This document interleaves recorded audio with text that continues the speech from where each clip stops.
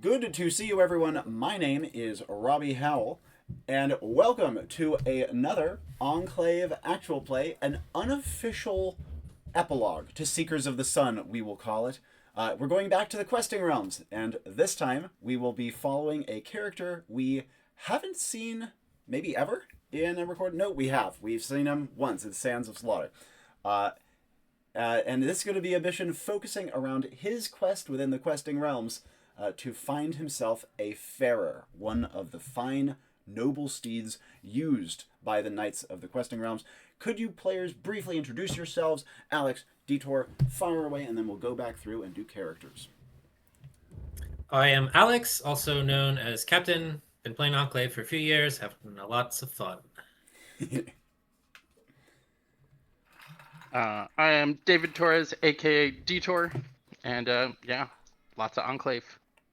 Lots of Enclave, lots of fun. Perfect. And now, moving on to the characters who are going to be involved. Oh, now, who's that? What about me, asshole? Oh, I better introduce you as well. Come on in. Guess who's staying with me? It's Dippy. I have Dippy chilling with me. Hello. He just helped out at the event the other day as well, and so as a follow-up to the Mox Archive event, which went amazingly, And Sterling as well. and my son Sterling. Hi, Sterling, do you want to say hi? Hi. Thank you very much, Dippy. Here you go. So we felt it would be fun for Dippy to make an appearance. That he has flown all the way out from Tennessee to be here. Yeah, Clearly. amazing stuff. Nice. All right, Sterling, let's jump back downstairs. There you go. And Dippy, thank you again for participating in the event the other day. No That worries, was no absolutely worries. Terrific. I am Robbie now. Your new conduit for this. All right, so you're totally gonna die on this mission.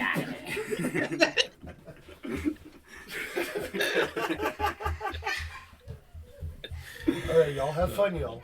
Thank you very much, Dippy. And with that, All right. minor aside, let's hear about the characters, Tybalt and then Hemlock.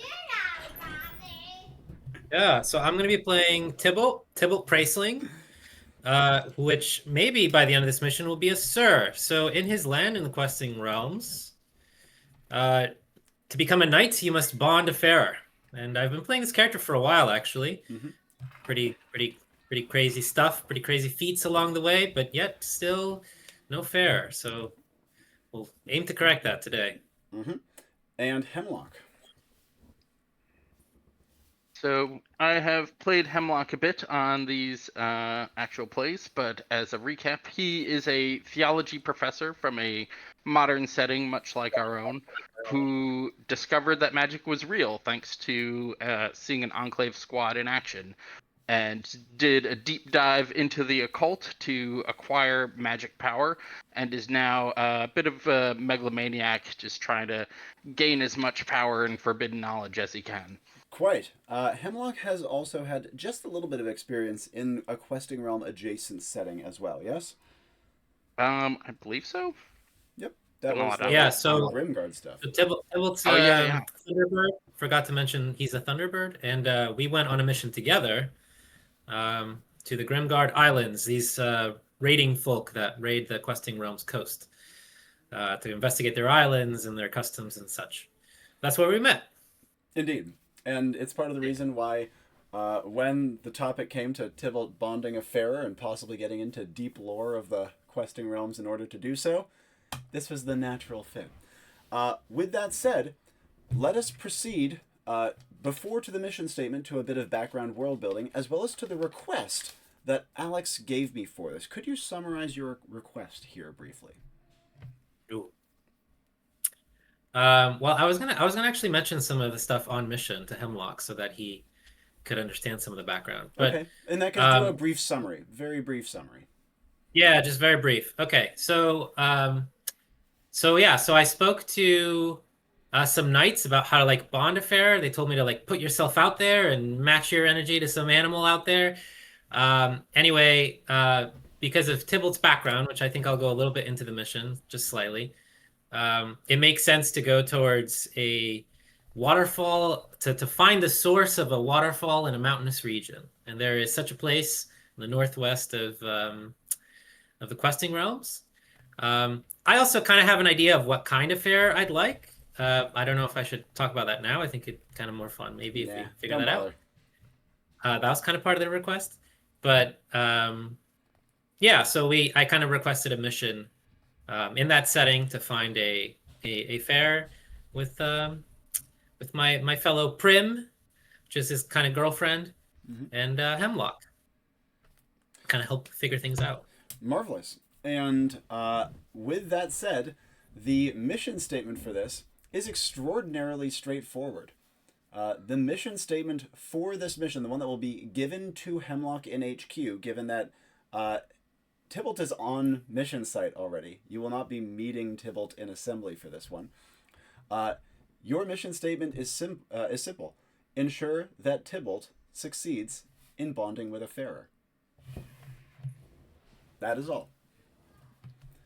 Now, some background world building. Once again, the Questing Realms is an incredibly recurrent setting within Enclave, specifically for me and Alex. We recently finished the Seekers of the Sun saga, which focused very heavily on a squad of knights adventuring out from the Questing Realms. It is a pastiche and reference to the Matter of France and Matter of Britain with a bunch of classic fantasy elements. It is a high medieval, somewhat low fantasy land in which knights bond with animals called farers, who are bestowed of pretty much human intelligence. It is a bond that is profound and deep, and they work together, knight and farer alike, to fight off the ancient evil called the Scarlet Tyrant and its hordes of chimeric, nightmarish creatures called Cur, in summary. Farers and knights, the bond between them is a many centuries old tradition. You can think of it as the union of man and nature to fight against something more evil and unnatural than either of them can tolerate alone. And a knight in the Questing Realms cannot become a knight unless they have bonded to a farer. And so in light of this, the one other thing we will note is that the north of the Questing Realms, where you guys are going to be venturing to, is one of the least populated areas of it. It goes into foothills that lead up into these incredibly sheer high mountains. It's a beautiful but kind of bleak area that is not particularly fertile, and as such, there's not many big or even small settlements around here. You can think of it kind of like the moors of the Scottish Highlands. Beautiful and scenic, but you wouldn't want to live there. At least most people wouldn't. Another note about here is that the sheer mountain ranges that line the north of the Questing Realms are known for their massive waterfalls, which spill down into the footholds and from there rivulet out into the rest of the realm more broadly. These northern mountains are inhabited by a strange dragon folk called the Ivariatus Unrivaled. The Ivariatus, well, you say, oh, dragon folk, that sounds sick. Actually, no. They care nothing for humans and are very, very reclusive and pretty much just fling anyone who comes to them off their mountain. So, while that may sound tempting, the Enclave would counsel Hemlock against going and knocking on their door directly, though they may still be involuntarily contributive in other ways. Given that this is a rather open-ended mission statement, let us move on to a rather open-ended Q&A. But a final note before we do, Tybalt will be accompanied by one other knight of the realm. Her name is Dame Primrose Plaith. Primrose is actually a dame. She has a fair and has for a long time. Her fair's name is Smarty. Smarty is a very large ermine, ermine being a kind of weasel. And not all farers have to be able to carry the knight, even though many are mounts. Smarty, for example, is strong enough to pull Primrose up like a tree or something and climb her up to it, but she can't ride on his back. And Primrose is incredibly accomplished. She's the same age as Tybalt, maybe a little bit older, and for her age is one of the most decorated knights in the entire realm. And she and Tybalt are very close. She's mostly here for moral support, though I'm sure she will become relevant as well. And in fact, the one other thing I would say is that Tybalt is likely been meandering to get to this point. He probably has just kind of come out north because I don't even know, why would he have come out north in your mind, Alex? Well, I spoke to Sir Belfry, and Mhm. he heard my tale, and he said that this would be a good place to look, I think. So Mm. I don't think I'd specifically know which mountain or Precisely, whatever. So I yes. definitely would be going up north, being like, huh, Yeah, and just Following the vibes. probably, yeah. yeah, And so it's been mostly like a camping trip where you've been checking yeah. out waterfalls and looking at local fauna and just kind of enjoying yourselves. Um, Something very important that Hemlock asked earlier that I will reiterate here before we get to full Q&A is, technically speaking, though the people of the questing realms wouldn't necessarily understand it this way, um, every and all animal in the questing realms has the potential to become a farer. Not all of them realize this potential, and many are way more likely and easy to become farers than others. You could technically make a farer out of an ant. It would be very hard and unlikely, but you could. Uh, Questions before we begin? I covered most of mine, I think, which Mm-hmm. were around the religion of questing realms, since that's something Hemlock would be interested in. Yep. I don't know if you want to reiterate any of that I'll stuff, briefly or reiterate just to clarify. The Questing Realms was founded by a man named Saint Tandrony. Saint Tandrony was the first one to slay the Scarlet Tyrant. The Scarlet Tyrant, however, can never truly die and will attempt to reincarnate itself over time, requiring constant vigilance from the line of kings, all of whom are descended directly from Saint Tandrony and have inherited his beast oppositional power. Saint Tandrony appointed a group of 7 knights, the first 7 knights ever in the Questing Realms, who were his 7 saints at his side. That tradition is carried on in the Order of Prestons, who are a group of 7 very high-ranking knights around the king. That order continues to this very day. And while they do not have the king's anti-Scarlet Tyrant aura, so to speak, they execute his will, and when the king was in absentia, the Prestons carried out his will and tried to be like the stewards to the throne until the king's line could be rediscovered. So, in summary, the religion here is based almost entirely around this man and his opposition to this primordial force of nature, evil force of nature, I would describe. So you can think of their religion as kind of being an anti-religion, anything that isn't the Scarlet Tyrant and opposes it. Yep. I mean, I'm getting a question from that description, so related to something Detour asked. So those original 7 knights, the followers of Saint Androny, Mm-hmm. did they have a fair? That's a great question. The answer is no. Yeah.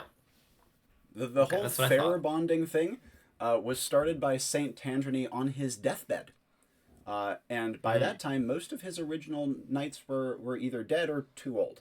Um, but the tradition was from then on, all knights took farers. Okay. And it was carried on by Tandrony's first successor, the first king. One thing, it's kind of a question, kind of a statement.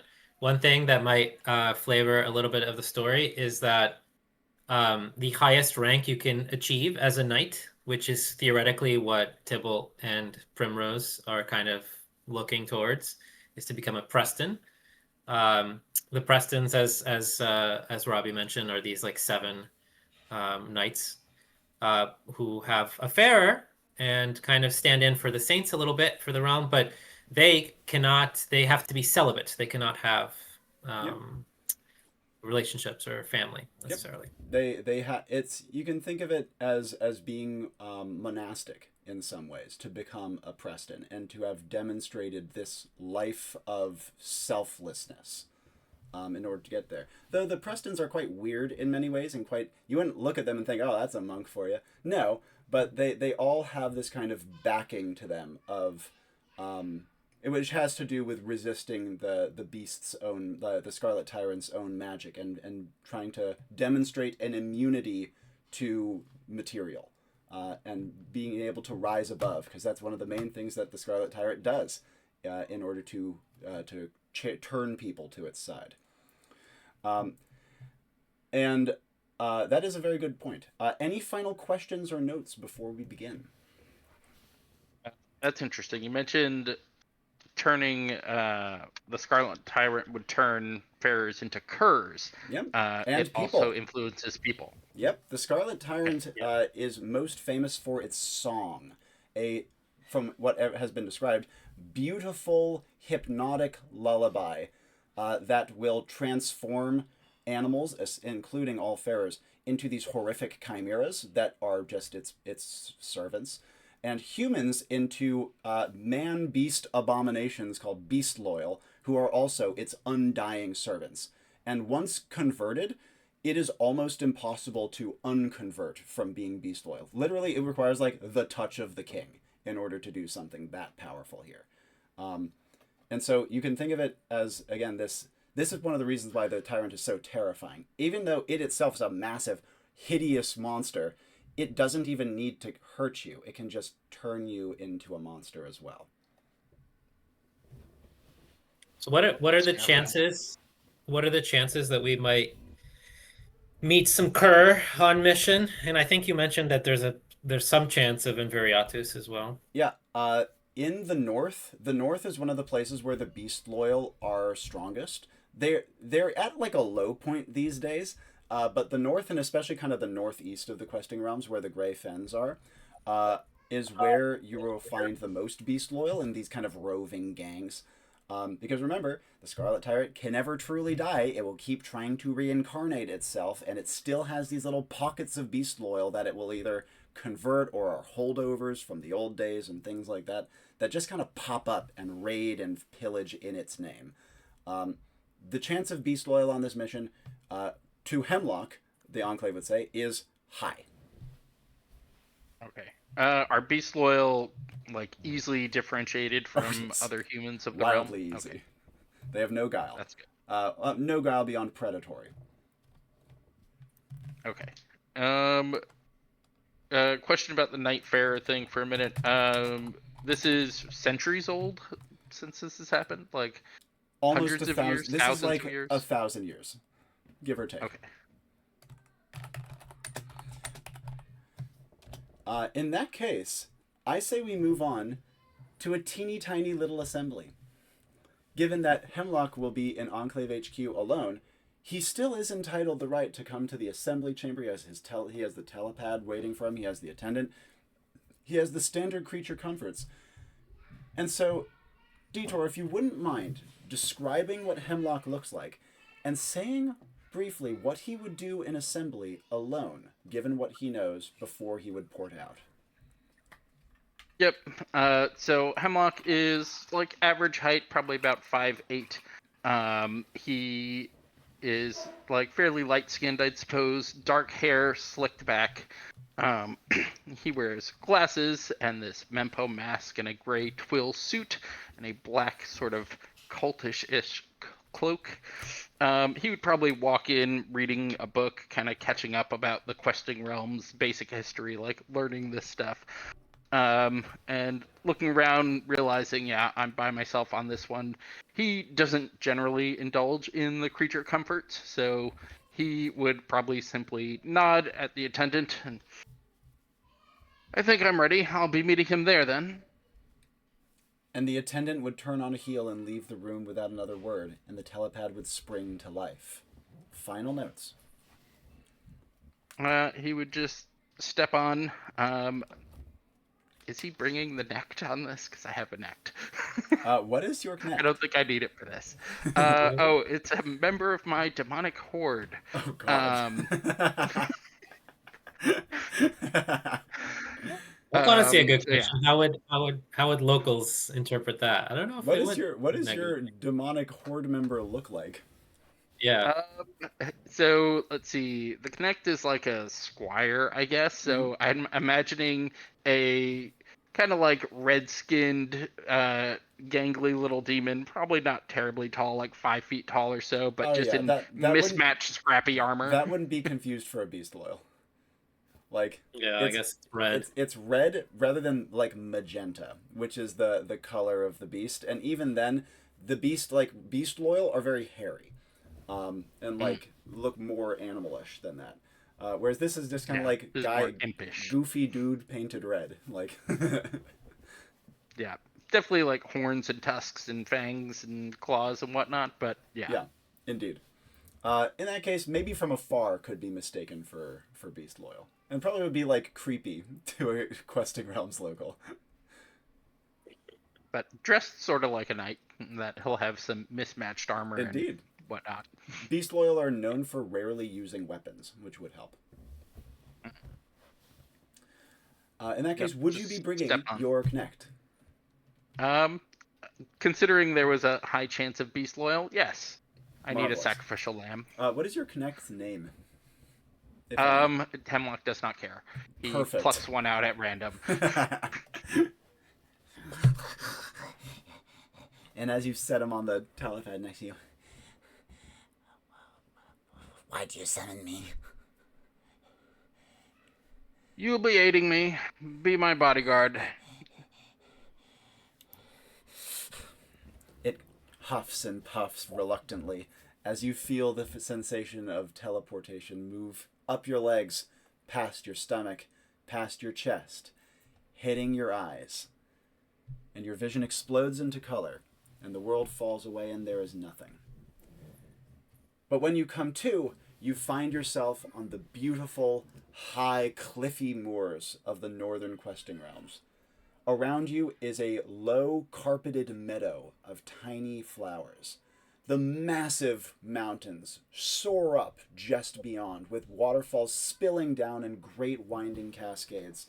They look like, from a distance, each of them looks very thin and like spindly, but up close they would probably be enormous cascading torrents.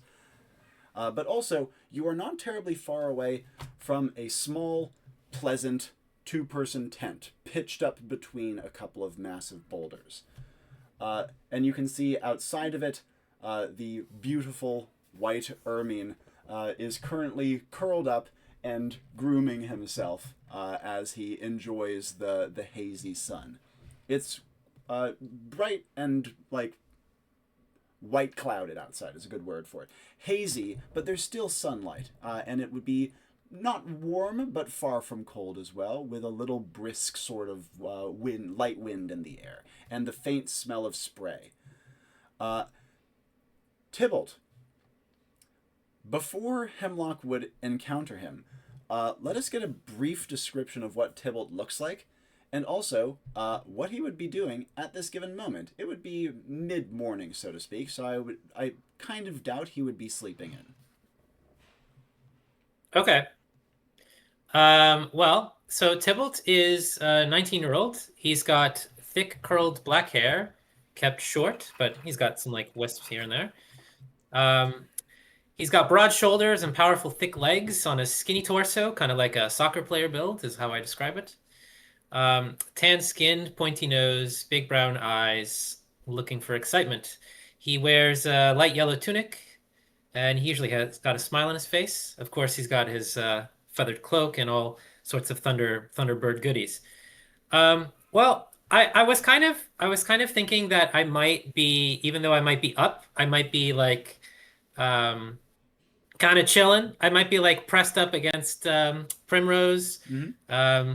If Smarty is grooming himself, maybe I'd be like scratching him, and maybe having breakfast of some kind. Like maybe we've picked up something to eat. Sure. And that's what we're doing. In that case, Hemlock would see one arm reaching around the corner of the tent, kind of like petting Smarty, and he would see the little wisp of a campfire on the other side of the tent as well.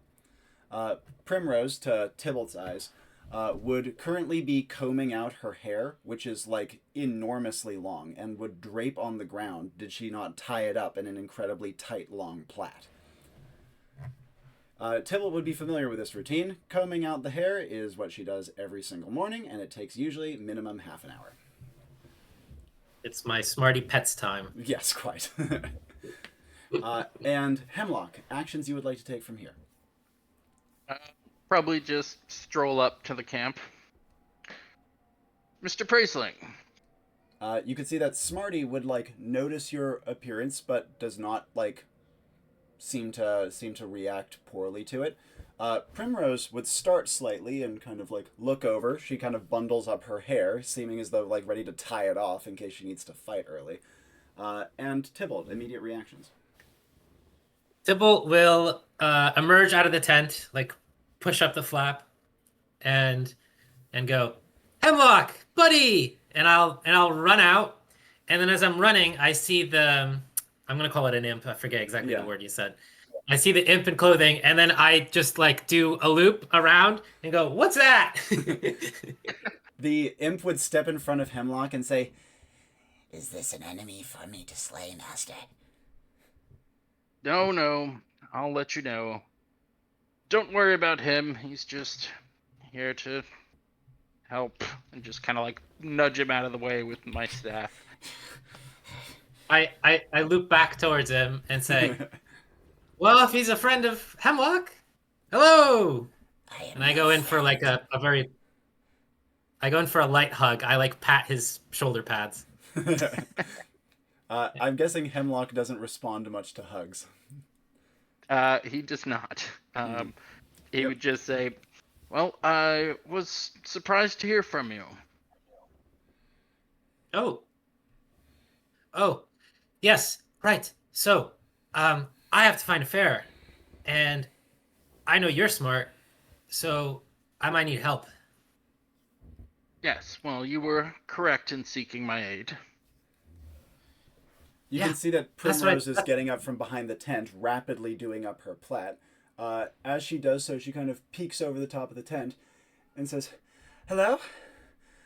Tybalt, Right. who is that?" This is Hemlock. He went with me on the first time on those dreary isles. Oh, But yeah. you visited the grim shores. I Quite see. so, madam. And she would hurry out. Her hair's still not quite done yet. And she says, "Well then." And she gives a smart bow and says, "It is a pleasure to make your acquaintance. Do you have a title you go by?" You may simply call me Hemlock. "Very well. I go by Dame Primrose." Dame Primrose it shall be. She goes back to Mr. Praising. finishing up her hair while you two talk. And this is Smarty. I just picked up Smarty excitedly. Yep. Smarty just kind of like hangs by his nape, like, and just kind of long cats in place. He is in a very chill mood. And while Tybalt might initially be like kind of weirded out by why Smarty isn't freaking out, Smarty sees Hemlock's Enclave badge. And he knows what those mean by this point. Yeah. Nice. Hemlock would actually be pretty interested in this, since this is pretty adjacent to the subject of our mission here. And he's gonna scan it. And as you emit your magic light, what does your scanner look like?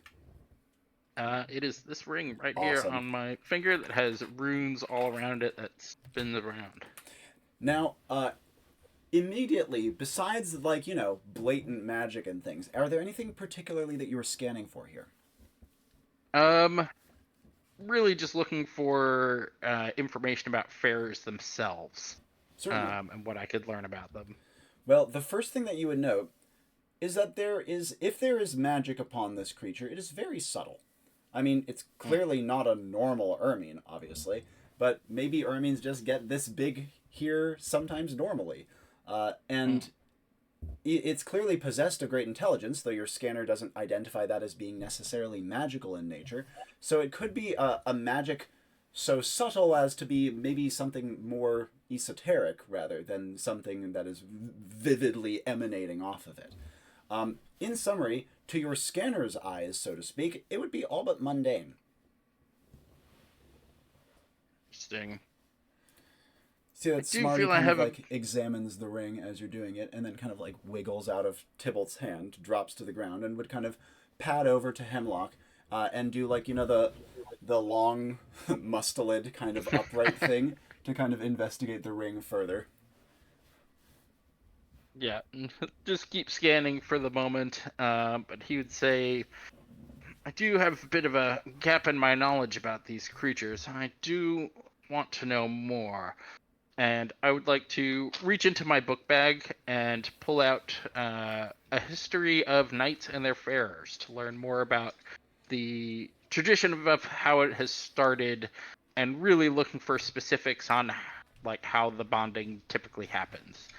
Like autobiographical accounts would be great. Absolutely. And fortunately, the Questing Realms keeps impeccable records of knights and their farers. Every knight has to be knighted by a lord, particularly the king, but doesn't have to be. And because of that, it is actually archived in multiple places. Every knight and farer, with some exceptions, of course, 90% plus of knights and farers in the Questing Realms have been archived in this way. And in terms of autobiographical accounts, you would find some of those as well. The main thing that you would note is, first of all, the bonding between knight and farer, from every account you can see, is analogous to, but distinctly different from, falling in love. It's the sort of thing where they never plan it, really. It just kind of happens. And you find this creature that just gets you, and you get it, and then it becomes something more profound. They often will refer to it as the first marriage, because it is this unbreakable, inseparable bond. And when a knight or a farer loses its other, they go into mourning for the rest of their life and will never take another. Now, the tradition started with the first official king of the Questing Realms, whose name was King Olear, O-L-E-A-R. He was Saint Tandrini's only son, said to have been somehow immaculately conceived, though the details on that seem very dubious. Could just be apocryphal. And King Olear was given a pet, functionally, by his father, but it was not a pet. It was an animal who had gone out of its way to help the great saint defeat the Scarlet Tyrant, because animals hated it as well. They were corrupted just like humans, and so it was an animal that like bridged the gap and went out of its way to help the saint take down the monster. Kind of like, you could almost imagine it like that one Greek who helped the Persians flank at Thermopylae. You know what I mean? Except in this case, rather than being a traitor, this was like a hero animal that crossed the line to the human side to help the humans get what they needed to finally defeat the Scarlet Tyrant. And the saint on his deathbed requested that this animal, who he had become very close with, look after his son. And then the two, king and animal, became incredibly close. First farer, king then mandated, all knights need to bond with an animal. We are in this together. It is man plus beast against the Scarlet Tyrant.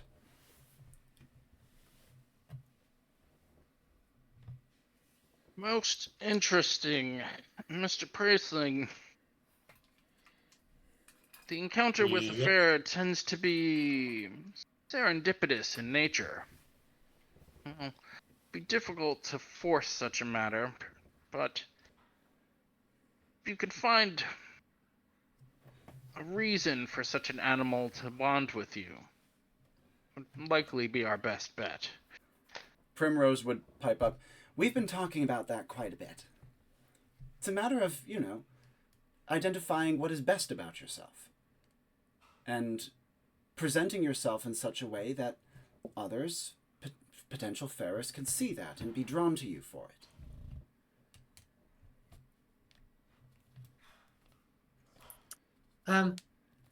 I want to do something. Primrose looks a little hesitant and she says, yes. While we travel, maybe I can play some songs so they can hear me. And she says, yes, of course. I thought it was going to be way worse than that. As she's banding up her plait, and after she does so, she says, come on, let's take down the tent. Oh, yeah. I would have suggested a gross demonstration of power, but your way might work too. Primrose casts a look. Oh, you haven't heard my singing yet. And as the camp is broken down and the fire is thoroughly doused, Primrose would say to Hemlock, with her and Tybalt each shouldering part of the camping burden, she would say, we didn't really have another lead to go on besides trying to get to the great waterfalls of the Ivariatis Mountains. We're quite close, less than an hour away, I'd say. been traveling for a few weeks at this point. If you think that that is as good a place as any to start, then we may as well. Not much of a hiker, but I agree.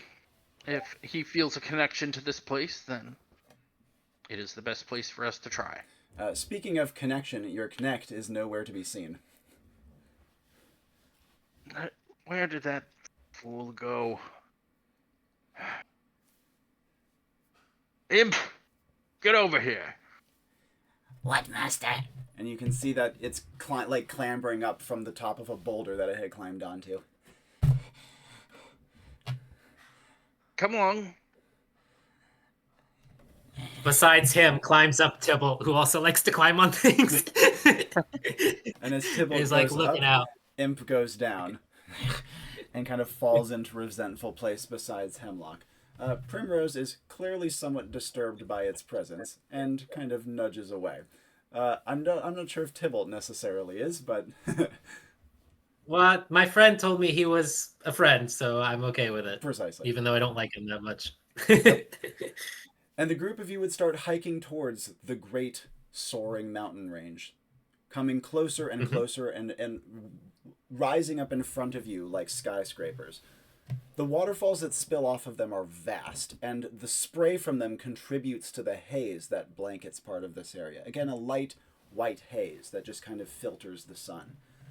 But as you are traveling, two things of note, and then questions from you. First of all, I will be asking what Tybalt is playing, so I'm sure you're thinking of that already.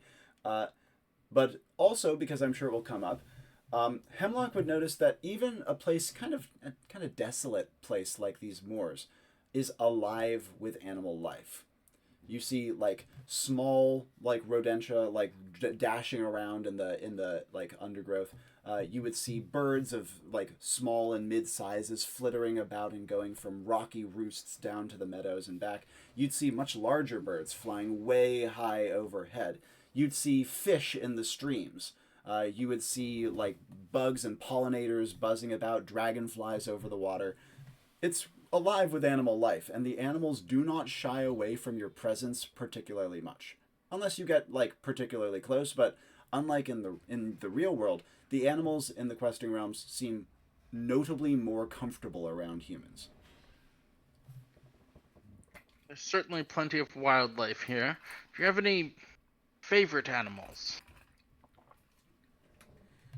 No, I'm busy singing, but I think Primrose could answer that question. Yep.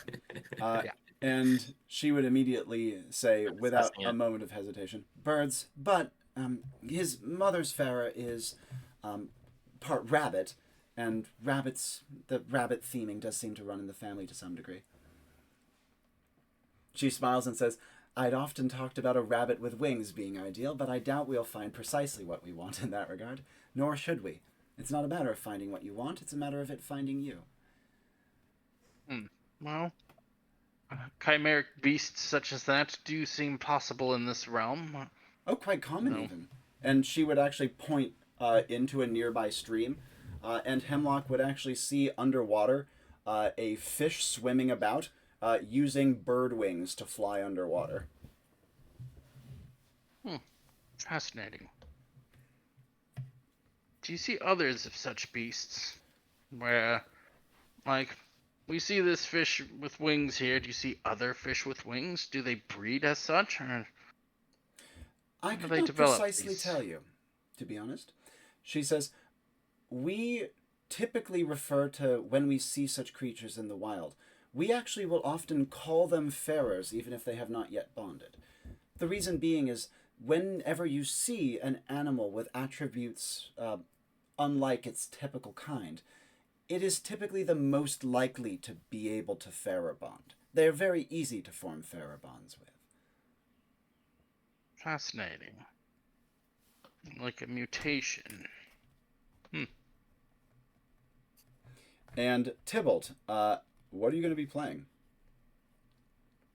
I was only trained by the best bard in the land, Sir Delis, and so my rhythm is better than my voice, but you shall hear it much the same. And I will be playing a song that I had some time to work on actually before in a previous mission. Mhm. while Zalula and Primrose is on that ship too, and I were going towards the Grimguard Isles. We told the tale of how I made my wish before on Saru. Mm-hmm. And so, just to summarize the tale that will be told in the song, Tybalt was sent on his first Enclave mission to stop a greedy man from capturing all these dragon eggs, which once he would do, he would be able to make a wish before a powerful dragon god thing.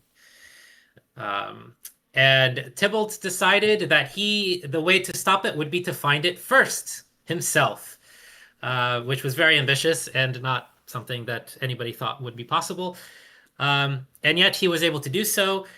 He found the last dragon egg at the source of a waterfall in these floating isles, in these mountainous floating isles.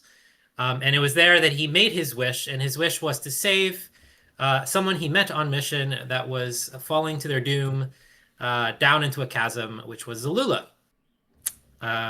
And so putting his wish to save someone else instead of something for himself. But thankfully, the great dragon god Ansaru actually was going to grant more wishes that Tybalt didn't know about. So he got to wish his second wish, which was to become one day a legendary knight, strong and respected. Now, the implication there, not said in the song, but of course, is to become a knight in his land, must bond a fair. And therefore, it is why Tybalt was so convinced that something related to this tale must be where he will find his fair. Tybalt is a highly gifted percussionist and a tolerable singer. And so the song, plus it's a reasonably well-crafted, bardic song that he would have been working on for quite some time at this point, and would probably be reasonably long too. It is an old-timey ballad after all. I'd be playing this on my drums, obviously, and I will be doing storm brewing, or at least a very long warm-up to the storm brewing as I'm doing this. I would like to pitch that the winds will pick up as the song does, and because of my perk called To the Wind, I think. Let's find To the Wind. Storm brewing has a bias to wind, and wind that I create is more influenceable by luck pitches. And therefore, I want to get winds across these valleys and mountains to carry us forward and go along our path. And with a wind at your back gradually picking up to a pretty substantial pitch through Tybalt's song, Hemlock, you are obviously very familiar with Tybalt at this point. You spent a good bit of time with him on the grim shores. Primrose is, of course, abundantly familiar with Tybalt's powers, as is Smarty. And so all involved are aware of the magic at play, and all involved have the sound of his ballad in their ears, especially his excellent percussionist. Hemlock, other actions you'd like to take as you draw closer to the base of one of these great waterfalls? Yeah, I think he would be kind of consulting that history of Knights and Their Fairs book, and he would say, that's interesting. And let's see, the fact will be that sometimes there is the word I want to use here is conduit, that is helps facilitate the bond between a knight and their fair. That I am the conduit of Tybalt Praisling's fair to be, which would activate the perk. And what is your perk? The perk is Eldritch Chosen, which, fun facts about supernatural entities, deepens his connection with said entity. Oh, that's really cool. That is a great fun fact, because it actually has direct precedent based on what you've seen, namely Saint Tandrony passing on the first fair to his son. Mm-hmm. And so, fun fact accepted in full. The word that I will use for want of a better one is a facilitator. matchmaker. You can use that too. In fact, matchmaker would probably be a more world accurate term, because it's not, again, horrifically far off from how they see it here. It's a different relationship, but a very profound one. And as you would say this aloud, you would see that Primrose would look over to you, and speaking a little louder to be heard over the wind, she would say, "This is the first I've ever heard of such a thing. Is this an older practice that has died out, or is it simply uncommon?" Simply uncommon, I believe. Perhaps has died out a bit in recent times, but it's well documented. It's right here. And as she does so, she says, "It could be something that vanished during the age of the tyrant," which Hemlock would be familiar with. This is a stretch of about 200 to 300 years that only ended very recently, where the Scarlet Tyrant was fully reborn and ruled the Questing Realms again. It is why the Questing Realms didn't have a king for quite some time, and now does. And so she says, "During that time, so much lore was lost forever.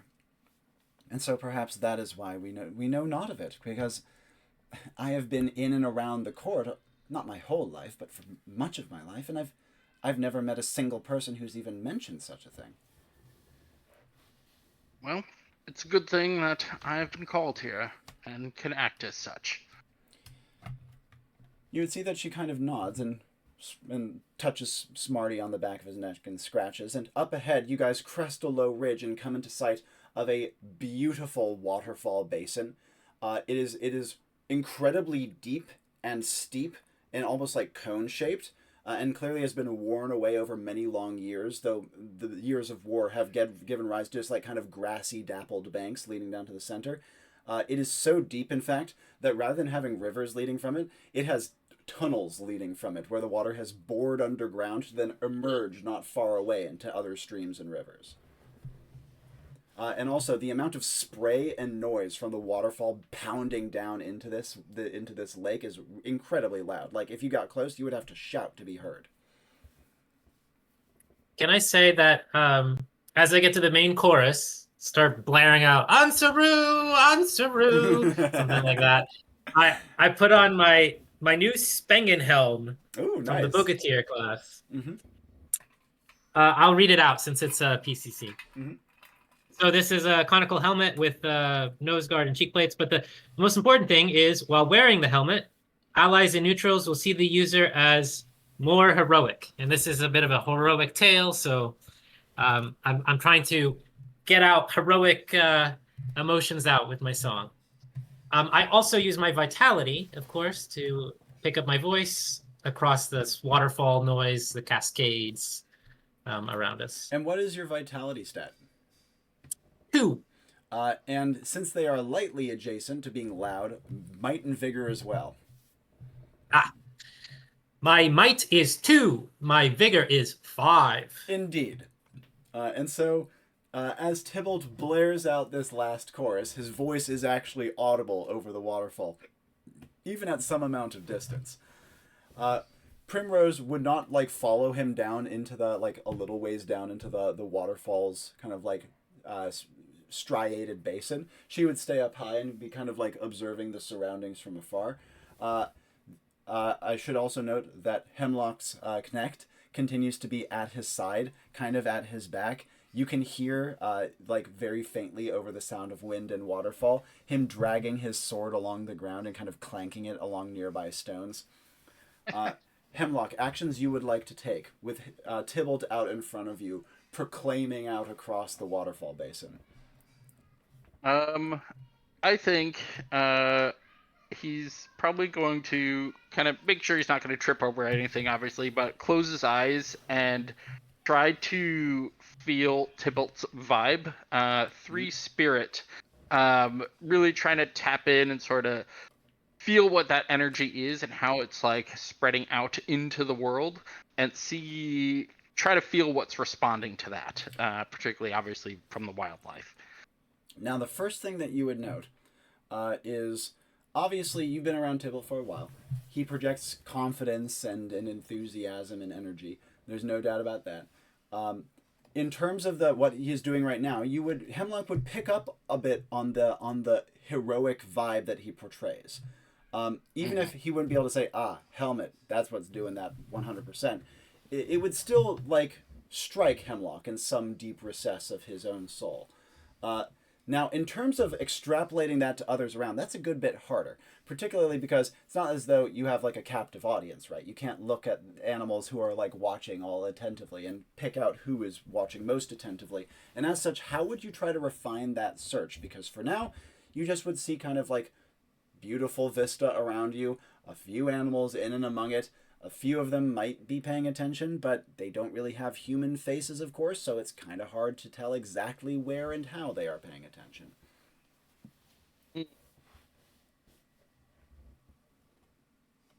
It's tough. And Do you need a moment to think? yeah, I'll think about it. Totally.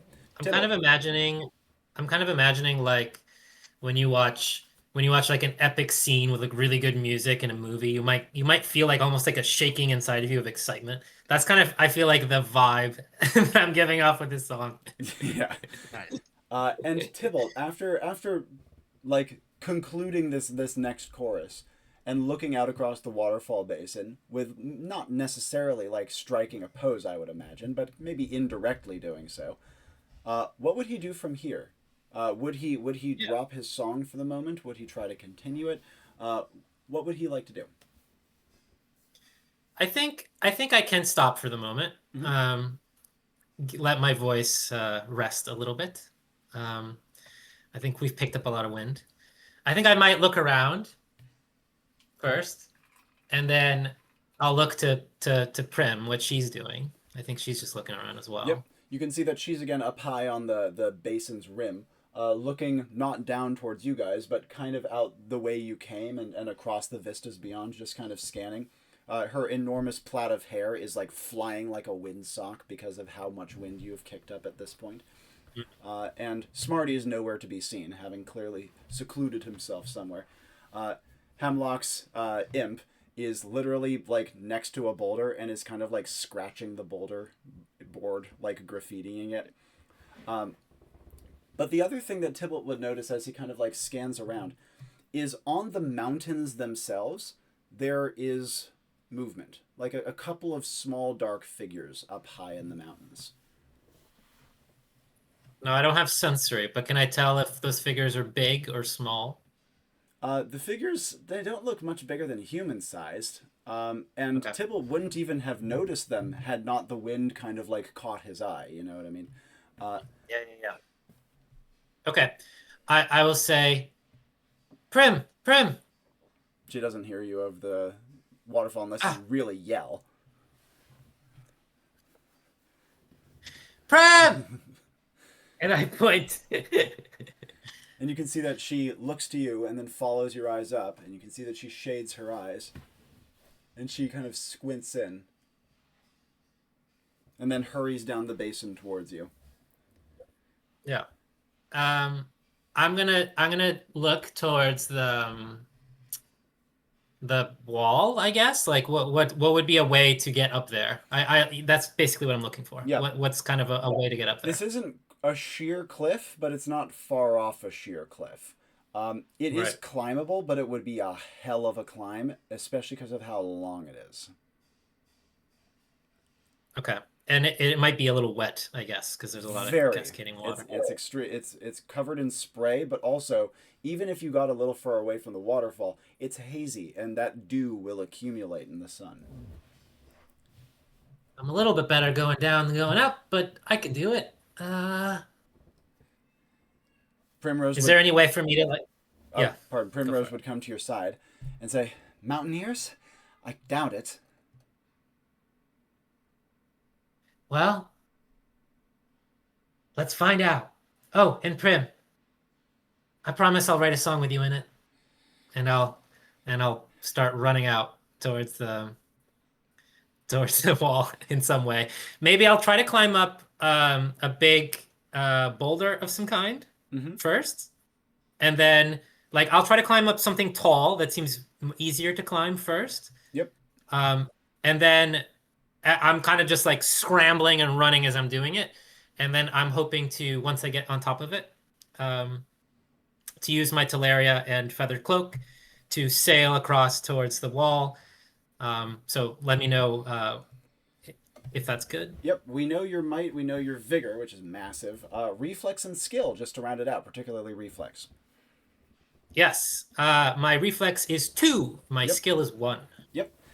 And because of that, Tybalt's enormous speed makes up for his good but not supernatural agility, as he would scramble up, get onto a high boulder, take a running start, Talaria up high, feathered cloak, and at this point you have something very beneficial going in your favor. You kicked up a shit ton of wind, and the wind was at your back when you were approaching the mountains, meaning that the wind is billowing up against the mountains, meaning that as you are taking out your feathered cloak, you'd be immediately hucked up into the sky.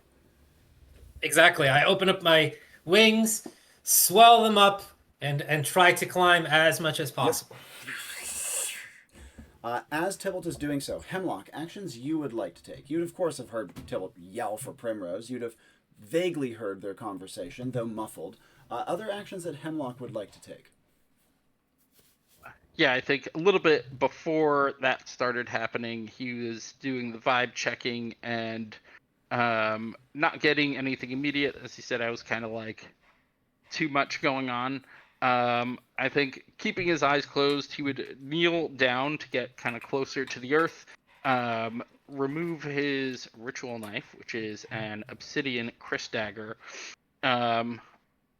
carve a simple-ish rune into his hand, and place it down on the ground to kind of like mix his essence with the sort of essence of the area here. Mm-hmm. And I would like to activate a catalog. The idea here being to go wider range and only really doing a vibe check. Oh, I see. So you're mostly using it for the information. Yes. Nice. But there's another piece to this, which is the perks. Let's hear about that. And so, yeah, this will do activate at least 2 of the perks, one of which inscribes an eldritch symbol on the ground. So this would be probably replicating the rune that I just drew over a wide area. And standing within that area increases the power of my next arcane manifestation or energy work, which will be something else that I do. Nicely done. Paired action for the catalog beyond the inscribing of the rune and the pressing into the ground. Yeah, so I think, I mean, forests are kind of inherently messy, but that is to be expected. So really, I think his dissatisfaction is with his inability to vibe check what he wants to be. So it's like, I must do something more. I must get closer to the earth here, closer to the essence of things as he carves into his hand. Absolutely. And as you would press it into the ground, just for fun, it's not a manifestation yet, of course. What is your arcane stat, just for fun? 5. Yeah, precisely. And that's going to be empowered by this great symbol. As you would activate the catalog, you would feel the wind kind of unnaturally part for the moment. And as the symbol is kind of graven out around the waterfall basin, first thing, what information are you trying to get off of catalog?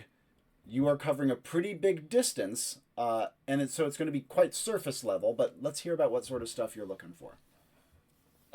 Yeah, mainly interested in the wildlife and really trying to, like I said, kind of vibe check how the response is to Tybalt in particular. Certainly. And here's what you would notice. First of all, given that this is like a mountainous heath area, you're mostly going to be dealing with small terrestrial creatures and birds and airborne creatures, not to mention a good number of arthropods and insects. There are also a decent number of fish and swimming creatures, turtles and the like as well, crayfish. And those dwell not only within the waterfall basin and others nearby, but also these kind of like briefly underground river networks that then go spilling down the heath away. The main creatures of substantive size around here would be aerial, for sure. But there are some pretty decent-sized other ones to mention.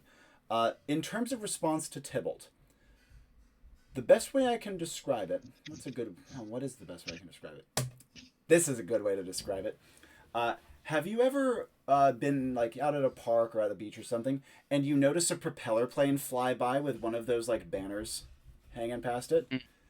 I don't think I've ever had one of those go by and I didn't notice it, but I've also think I've never had one of those go by and I cared. So that is the best tone of like the best check of the area is that, broadly speaking, the wildlife of the area have registered Tybalt. Aha, that's interesting. Not a single one yet is hooked by Tybalt. Just because Raymore and Flanagan fly that goddamn banner past the beach for the 50th time doesn't mean I'm going to their store. Fair enough. Now, how will I do the next thing? So what I would like to do as my arcane manifestation while standing within the symbol here is I want to focus on the link to the fair that I have established, and try to use that to guide me to where it might be. Okay, that is a big one, right? Because it is, of course, prophetic in nature, right? You don't yet know what it is. You're trying to pluck it from the ether and find where it is. That one, you do have an empowered manifestation on your side. That's true. It will almost certainly not get you all the way there. So see if you can try to set it up in a way that gets you like a step closer rather than all the way there. While you were considering... Oh, pardon? Yep. You first. I was even thinking, even a visualization of what we're looking for might be helpful. That's true. And intelligence stat on Hemlock? 5. Hell yeah. Great. I can give you a lot more here. 2 things of note. 1, Hemlock would have to remind himself that the farer finds the night. And so it's less what you're looking for and more what's looking for you, or Tybalt specifically. So that would be one important reframe. And the second thing of note is remember that something that keeps coming up is the night's finest qualities are what draw the farer. It's an animal that shares those qualities. And something that we didn't specify like thus far in the mission, but we have briefly talked about, is that there could be a knight who has what we might consider to be like a bad trait, but an animal likes that trait. You know, if you happen to be very greedy, and yet a very greedy animal might still like you and might still form a strong knightly bond with you. And so because of that, it doesn't always even explicitly have to be a heroic or positive trait. It just has to be one an animal will like. That said, for Tybalt, probably going to be the heroic ones. So think about which can play up Tybalt's strengths, and what creatures might be drawn to those strengths. That could be a way to extrapolate it out from being like, which is the one that's going to come to us. While you were considering, let's jump back to Tybalt. You were climbing fast. This is one of the strongest updrafts you've written in quite a while, given that it is a heavy wind hitting a mountain. And also during morning, no less, with rising water vapor evaporating from below. And so as you are shooting up into the air, you would find that you climb like 100, 200, 300 feet over like just like 10 seconds, if not like maybe a little bit more. And the small figures up on the mountainside, as you are climbing, they start, like, they clearly had eyes on you, and you can see themselves trying to tuck themselves away in cracks and niches in the rock. Okay. I'm still, like, in midair, though, yeah? Oh, yeah.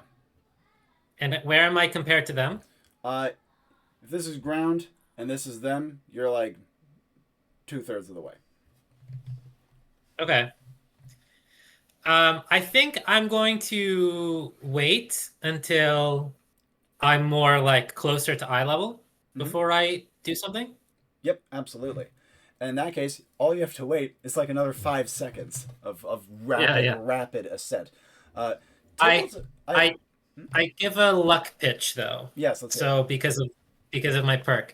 My luck pitch is that yes, there would be violent winds, and yes, all the conditions are met for a great updraft. However, Usually, the winds kind of have some waves of them. So my luck pitch is that it just kind of slows down as I'm actually kind of approaching, Aha, so that it's excellent. I don't more even need controlled. I don't even need to ask your luck stat because your perk gives the perfect fundamental for that in the first place. And so in that case, yeah, Yep. you would absolutely be able to even out a little bit just for, a couple of seconds or Just for a something little. at that height. As like a quick side note, um, is Tybalt at the point where he no longer needs to let his ears pop? Has he like figured out how to like loosen his jaw so that his like can react to altitude? I've done such crazy altitude things. I think he'd It kind have of to. makes some sense. Yeah, he would have I to. mean, maybe you can excuse that with a skill of one with lots of experience, but I think the experience matters more than the skill in this case. okay. uh, All right. So yes, what I will do is I will. It's not exactly running, but if it's a little bit of energy work, I think that's okay. As I'm kind of gradually slowing down, I'm hoping to kind of put like try to collapse my wings a little bit, and I will try to use maybe Teleria just for a couple of steps. Um, and I will grab my hand will reach towards my helmet as I'm like kind of reaching the apex. mhm. I take it out just in case it's an enemy, because the other part of the perk of this Spengenhelm is that enemies seeing you not wearing the helmet see you as less of a threat. Mm-hmm. And then I will say, I'll take it out and I'll go, "Hail, friends!" as I yell out, Are you? and try with Teleria to kind of just like walk up towards whatever path or whatever they're Are trying you? to. Yeah, you're gonna try to get like onto like a ledge or shelf of rock, right? Yes. Excellent. And as you are making your way over, you're not even 4 paces away from the shelf.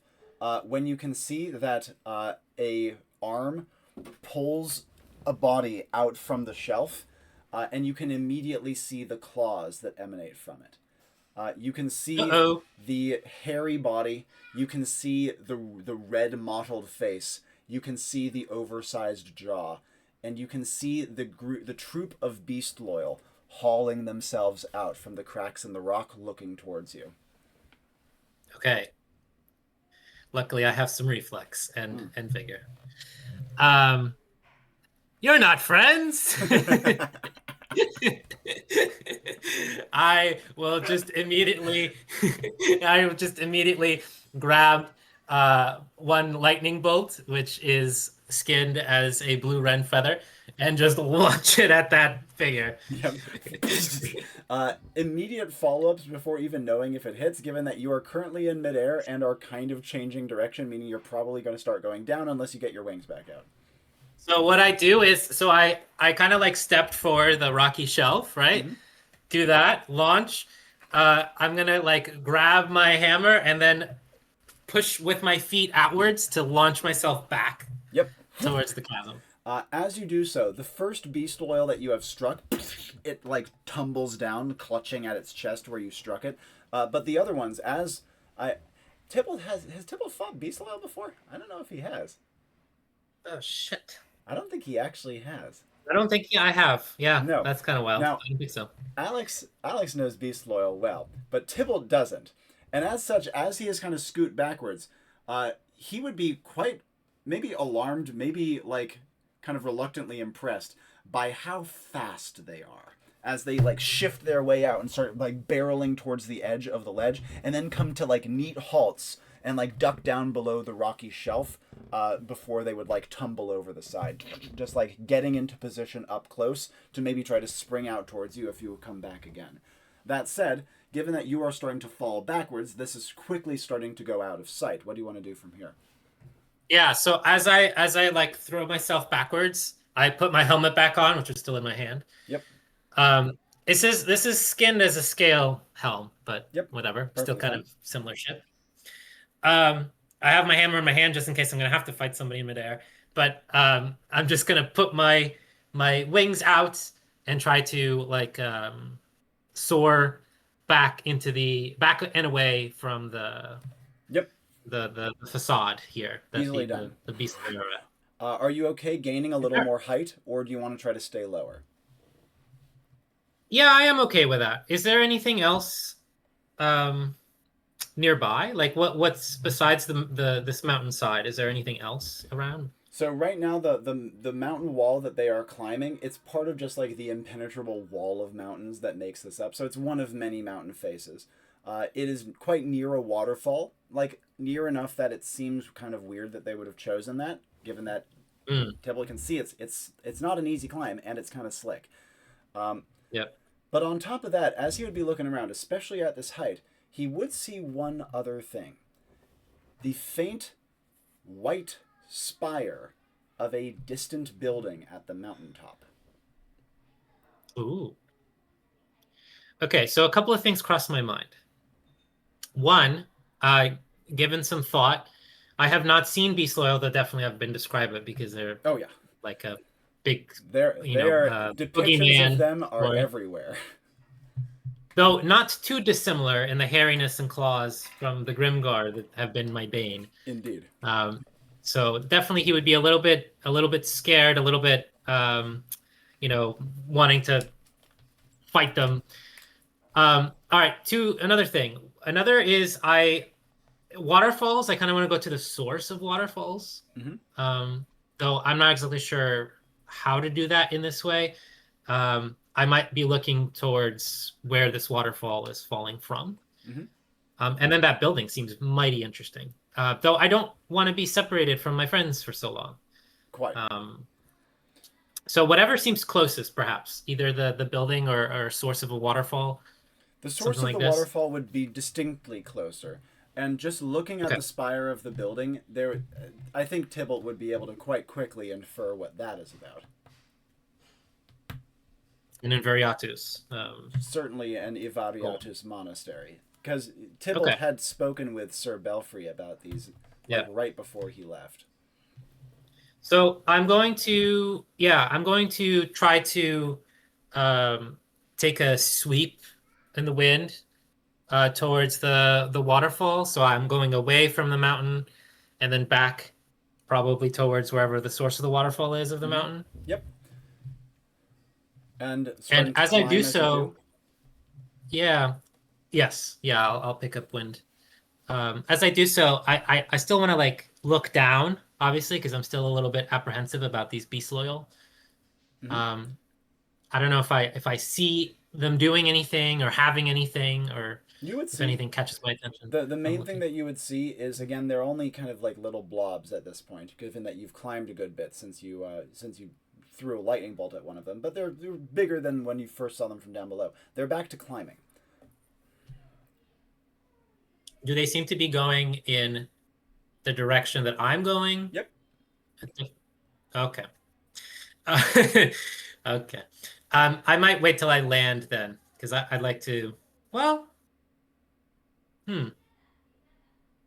I want to do a manifestation to carry my voice towards my allies. I don't have any intelligence, so I don't think I can even really ask this question. I just have to do it. I think it would be easier to do this when I'm landed. So I'm hoping to land and then do that. Totally. Do you want to try to land near to the waterfall source up high in the mountain? Yep. Totally.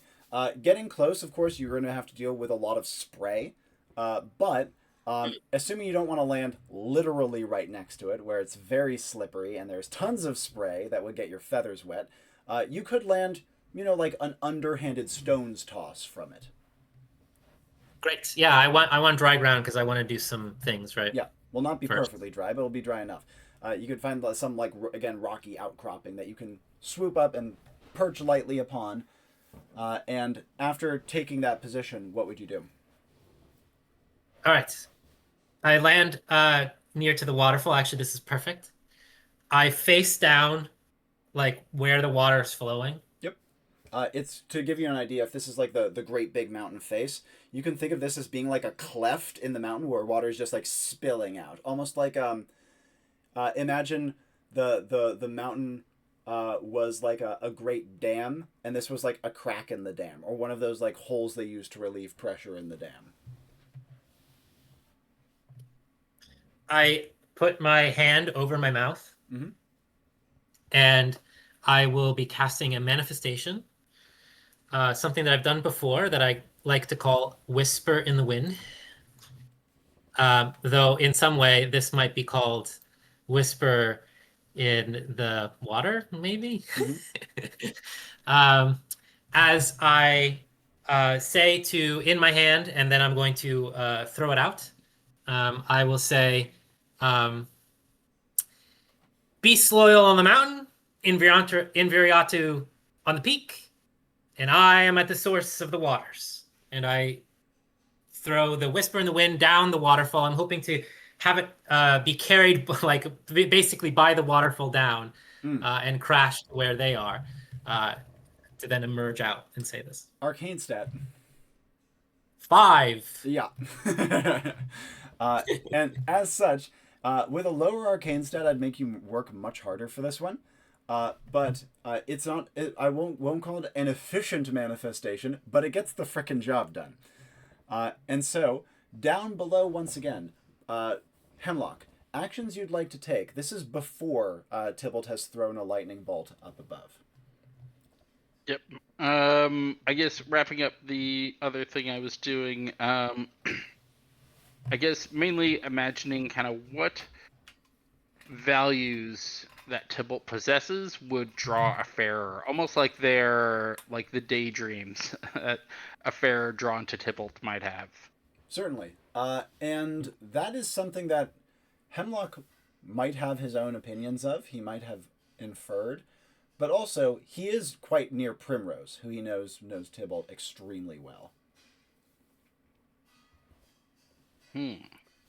Yeah, I think Hemlock would probably just focus on what he knows, which is like, he's heroic, he's courageous, fearless to some degree, I think, from what he's seen. Yep.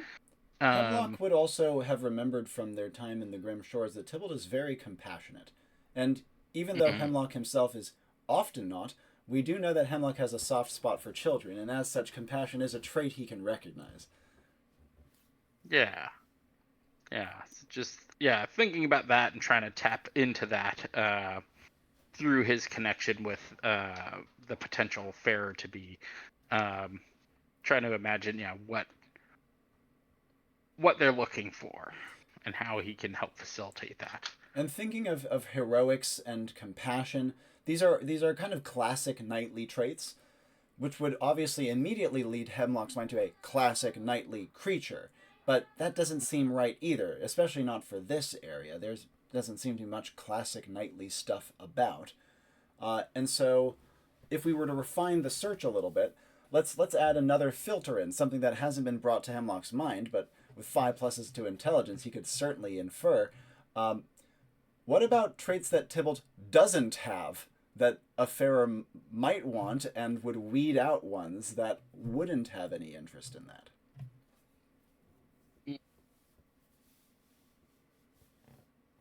Interesting. Yeah, I don't know. Based in Hemlock's knowledge and experiences with Tybalt, one of the ones that I would lead with, Tybalt is not very bright, by Hemlock's standards at least. So you can strike that from the list. What other things would maybe you think Hemlock would add to that?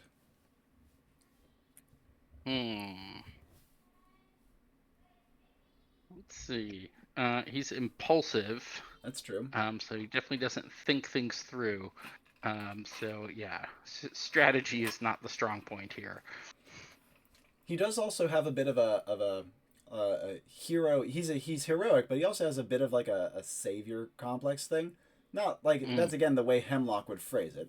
Tybalt would have a very different opinion of it, but he is compelled in some way to behave heroically rather than using it consciously.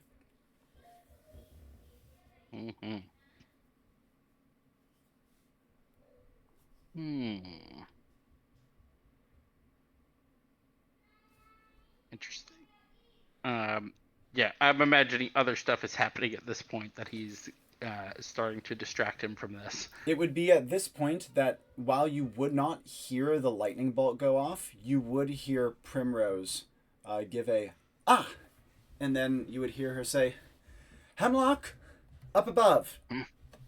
and you would see Tybalt is swooping away from the mountainside and kind of wheeling about it. She says, "He threw a bolt, something up high.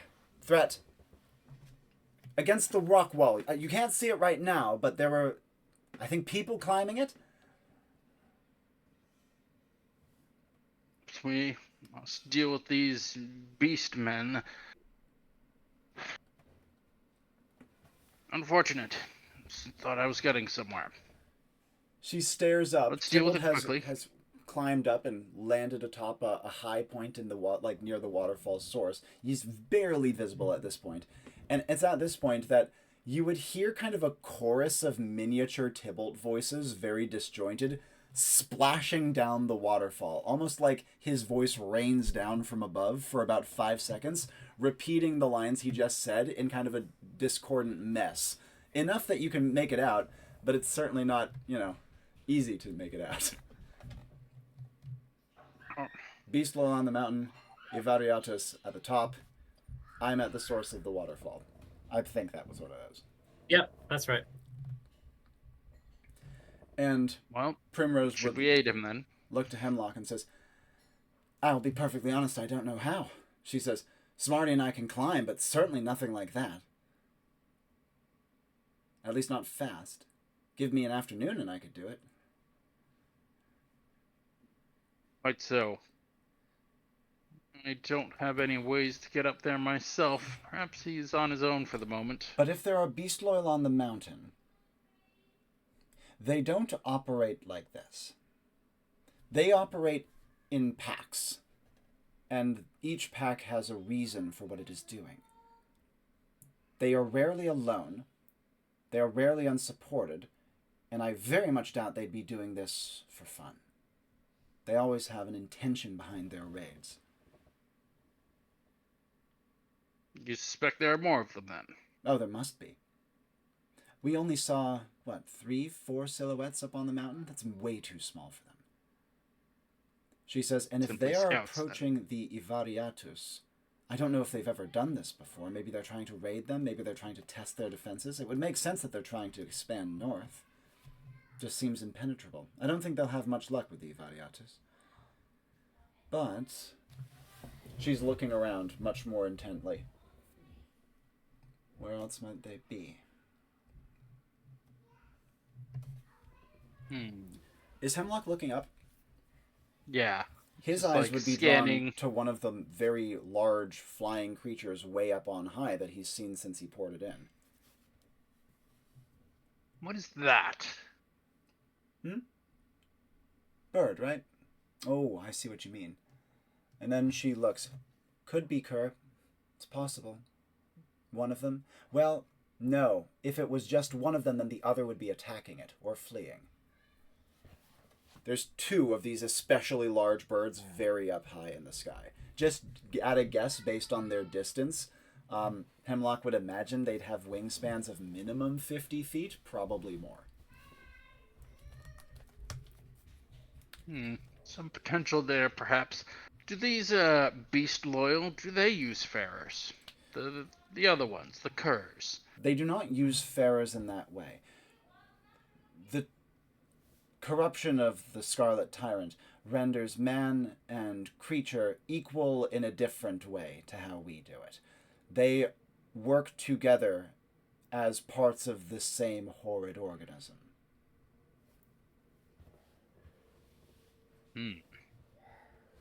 Interesting. And kind of scanning the looking at landmarks and whatnot. Is there anywhere that Hemlock would intuit that there is potential for a horde to be hiding? I don't know how big these raiding parties would tend to be, but Yeah. I'd imagine you would need at least a cave or a pretty wooded area to hide them. Certainly. And that's also something you could check with Primrose. But just looking around, the heath is not an easy place to hide. There are pretty much no trees. It's all like scraggly meadow and scrub. There's probably dells in the side of hills. There's probably clefts that they could tuck into. Not to mention the mountain base. The foot of the mountains have plenty of like odds and ends that they could maybe hide in. But it seems like it would be hard to hide more than a dozen or two.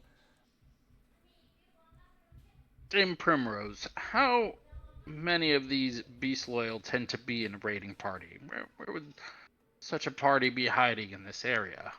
Seems like there isn't much cover. There isn't. In the Grey Fens, which is not terribly far from here, you can find raiding parties as small as 6 or 8, but they would only do that to target like a small farming settlement or something. For the bigger raids, they usually range, say, 30 to 50. The biggest I've ever seen was about 200. And that's not counting cur. The cur can add to their numbers wildly, not to mention be very dangerous. I've noticed that the beast loyal do not tend to send large cur on, or rather small cur out on raids, only very big ones. Smaller cur perhaps do not keep up well, or perhaps are harder to control. I don't know. Interesting. So perhaps this is a smaller party, but if they're raiding this area up ahead, was it Invariatus? Yeah, Then Ivariatus, yeah. Invariatus, then it would require a larger raiding party. That's precisely why I think this is so strange. There is, from what I have heard, and again I have only heard, the Ivariatus do not suffer any to come to their lands. And even a mage as talented as Sir Belfry, one of our Prestons, when he was younger, he was bested by the Ivariatus so effortlessly that he describes it as though they didn't even register his presence. There's no Powerful possible indeed. way that these beast loyal would be able to lay a scratch upon them. And I very much doubt the Ivariatus will allow them to simply prowl about and scout. Curious. Perhaps they are aiding them, giving them comfort in some way. That would be strange and awful. From what I know about the Ivariatus, they are reclusive, monastic, scholarly, and very esoteric. It strikes me as intensely unlikely they would form an alignment with the tyrant and its cur simply on philosophical grounds. Yes, but why allow them on their land then? Well, Belfry said that he was able to climb up to the top and reach a monastery, and that's when they banished him. Perhaps they're waiting to see if the mountain itself does the trick. I don't know, though. How long would it take us to get to the top? If I had to help you climb, or can you climb? Looks down. He's probably wearing dress shoes. Yep. I'm not equipped for such travel. If I had to do it myself, get all the way to the top of the mountain, take me probably a day if I was playing it safe. I could do it faster. Likely far too long. Yeah. Wouldn't be easy, though. Before we go further, Tybalt, what would you like to do? I am at the source of the waterfall, and I believe the beast loyal are coming towards me. Yes, though admittedly slowly. It's going to take them a while to get up the mountain to this point. Do I see a path that crosses here? It's less a path because it's rather sheer cliff, but you can see like a series of ledges and handholds and scrambles that would lead vaguely up in this direction. Yes. Okay. And do I see perhaps, like I'm just taking it in my surroundings. Do I see maybe a path like further up from here, or a way to climb away from here, like up to the beach? Again, if you were to be like truly doing like big boy rock climbing, yeah. But in terms of anything that involved like just walking normally, God no. So no like animal paths or like Nothing. previous mountaineering. Okay. I am going to stand my ground. I will go towards where I believe if people were to climb up, they would do so. I want to spike down my harpoon somewhere near the water, but in that direction. Yep. Find somewhere where I can purchase into the ground.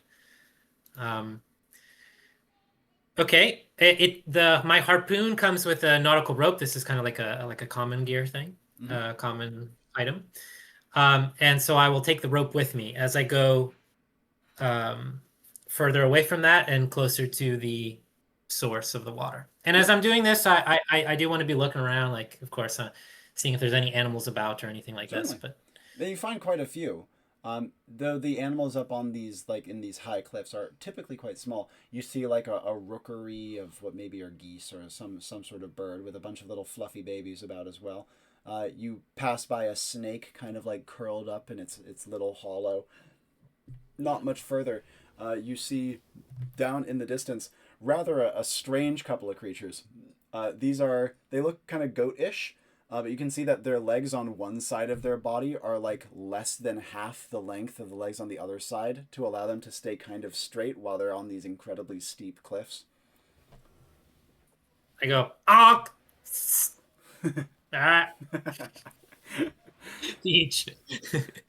I put on my buckler shield. This is also a new common item. And I will kind of stand or sit, I guess, because I might have to wait for a while. Close to the source of the the source of the waterfall. Now you see there's a cleft on the actual rock wall. Is that right? Yep.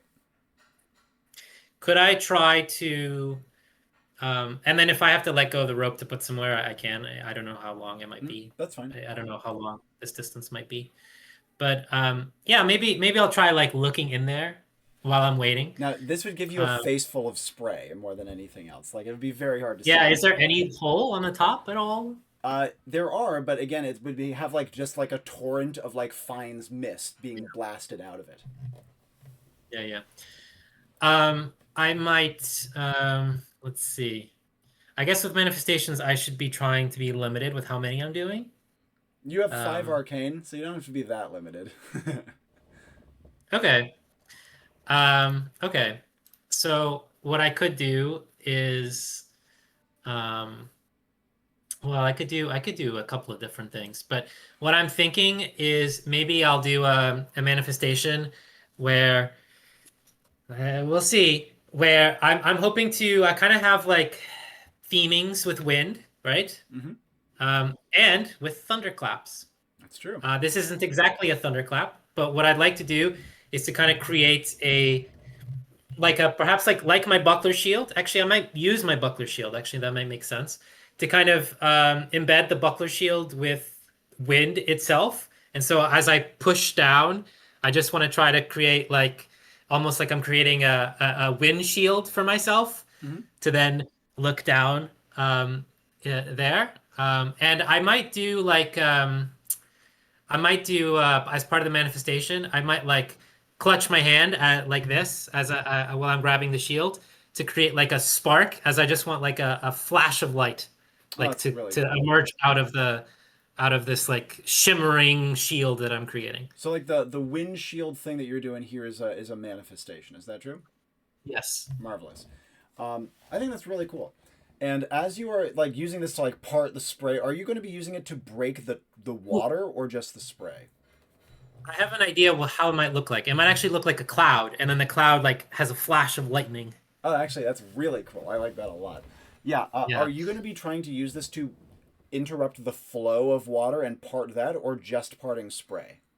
The spray would give you a much smaller nook to look through. I'm hoping for spray, but if I need to have a little bit more of a view, I might just like try to press a little bit with my 2 might onto the water itself. But I know that that's going to be hard. Like that's going to be a high pressure thing. Yeah, it's very high pressure. But because of that cool kind of distortion that you've created with your shield, you can get a little more purchase than you would normally be able to. And peering your way kind of in and under and like through this cleft with that little extra burst of light, you would see nothing. Rock cleft. Yeah. Just deeper and deeper in. But a deep in. Oh, yeah. Yeah. Okay. The source is deeper in. Further. All right. How long is this going to last? And as you look at it, it ends. Yeah. I'll have to remember that for some other time. I will. Well, I guess I'm gonna have to wait. I don't want to do too much without my friends, and I think I'm gonna have to be slow or never up to no good. So, I think I'll have to make my stand here. I will hop back down towards my rope. Before we go further with that, Hemlock, something that Primrose would add. She says, "I realize you're not proposing we travel up into the mountains, are you? Just that to get up as fast as possible and down as fast as possible?" Ideally, if you have ideas. She takes off the camping backpack, toss it to the ground. She says, "You can update my time horizon on getting to the top to about an hour." All right. She says, "Not fast, but no longer painfully slow." And as she's doing so, she's looking up and like squinting to see Tybalt. She says, "What is he doing?" "He's up by the source of the waterfall." Does Hemlock have any sensory? Nope. Works out. You would see not even a smudge of where Tybalt is.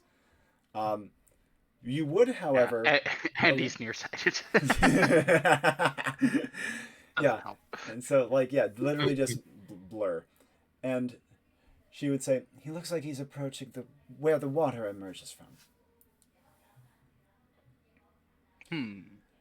Source of the waterfall, was it? Yes, I hope he doesn't take that too literally. It's not a... What animal does he think lives inside of a waterfall source? Unless he wants a fish, and I don't think fish much care for waterfalls. Salmon do. This side? Well, it's not impossible, actually. Sprouted wings. Yes, precisely. She looks about and she says, "There's quite a few of those here." And pointing around to many of the different, and looking there, there are many different types of what seem to be like winged or flying fish in these waters. And as she is saying this, Hemlock would even notice that on the wall of the cliff, where it's very wet underneath the waterfall, there's actually a lot of fish there too, like suckerfish. In this case, winged suckerfish, adhering to the cliff wall and inching their way up and down amidst the torrent. Interesting.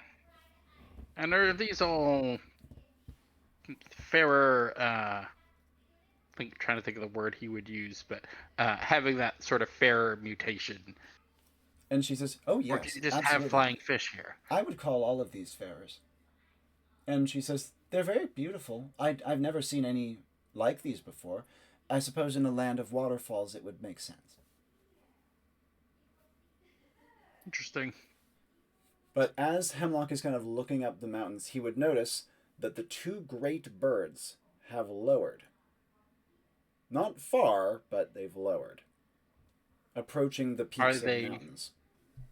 Are they circling? They are. Or does one look like it's tracking the other? Absolutely circling. But so in formation with each other rather sure. than one chasing the other. Friend or foe? They do Primrose seem to follows be your eyes. hovering near that peak there, so could be tracking the beast loyal themselves. Or Tybalt. It's the peak that Yes. Tybalt is on, after all. Well, and I would like to snap my fingers and announce a book topic: bird mating rituals. Absolutely. And what is the magic power you'd like to go along with this? I'm not totally sure yet. The general effect I'm hoping to go for is to apply it to Tybalt in some way to make his fight almost seem like a mating dance. Oh, that's cool. I see what you mean. So like a display. Yeah. Yep. And as you would do so, the questing realms again is very meticulous in their noting of animal behavior. It's something they care very much about. So even though they are a medieval setting, they've gone out of their way to try to document that in like an Aristotelian kind of way. And as the knowledge floods into you, this would be even more than specifically mating rituals. It would be bird behavior within the questing realms, subset mating rituals. And it would give you quite a lot of info, including a very noteworthy piece of info. The questing realms doesn't have vultures of any kind. So the circling is not for carrion. That's good. No. Though, to Hemlock's eyes, it looks very much like a carrion-style circle. He does have 5 intelligence and comes from a land presumably with vultures. I'd imagine he has something of that nature. Yep. Well, we'll see what happens. I might be dropping some curs on Tybalt. Who knows? And I will also have you be thinking about your magic power that you want to get out of this too. Primrose would say to Hemlock, "Do you need me to start climbing? Because if so, I may as well start now." Yes, you should do so. I'll see what I can do to hopefully be helping Tybalt here. Come on, Smarty. He would probably say Mr. Priesling. Yep. And she would hurry over towards the cliff wall. In so doing, you would see that she would also shed like the utility belt at her side. She would kick off her shoes. And as she would run to the wall with Smarty on her side, she would also shed a number of weapons that Hemlock did not notice she had on her person and were concealed, including 2 in her hair, before getting to the wall and hitting it and beginning to climb. She is fast. She's a very good climber. And especially with Smarty helping her with some of the more treacherous sections just to speed it up, that hour estimate she gave was wildly conservative. Nice. Like, we're not quite talking like professional real world free speed climber, but it's not far off. Sick. I would probably command my Connect to gather up her belongings. Why? You, get her stuff. Why? Because she's a warrior. She may need it. What if I need it? You may use it. If she has no use of it. He goes scrambling over. You see him picking up shoes and smelling them and discarding them disappointedly. Just the weapons will do. And and you see armor. him picking up knives and things. Any other actions Hemlock would like to take from here before we jump back to Tybalt? Nope. I still got to think about how this power is going to work. So Absolutely. Tybalt. Up high. What do you want to do? Okay, so I will. I'm waiting to face off these Grimguard. I'm getting myself ready. I've put my. You're so used to Grimguard. Oh, sorry. To Disloyal. Mm-hmm. I put my gauntlets on. I got my buckler shield. I got my hammer ready in my belt. Yeah, I'm kind of just chilling for now. I mean, I might like look curiously at the geese. I guess that thing flies. Yeah. You see that there's many downy goslings, beautiful and fluffy and cute. And as you are looking, you would actually see that one of the goslings kind of like teeters over to the edge of the cliff and like kind of peers over the edge.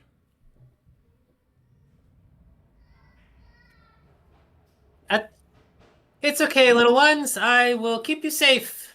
And then it leaps off of the cliff. Ah! All right, hold on. I don't think Tybalt thinks I can fly yet. It would definitely can. Teeny little one. I keep hold of my rope, but I will run towards where it jumped off. Yep. And go take out my feathered cloak. And to go after it. Given your massive speed. Oh, you know what? I actually won't yet. I'm gonna dive. Yep. So I will keep it close to my body. And given your massive speed, you are actually able to catch it and like hug it to your chest and then like wild pendulum swing on your rope, like to get back up. With my rope and opening up my feathered cloak, I'm hoping to pendulum right back. And then you're back up on top. See the gosling just kind of like You can't just be jumping off mountains. And I'll get as you back to your mama. Tybalt says this, he feels something bop onto his head.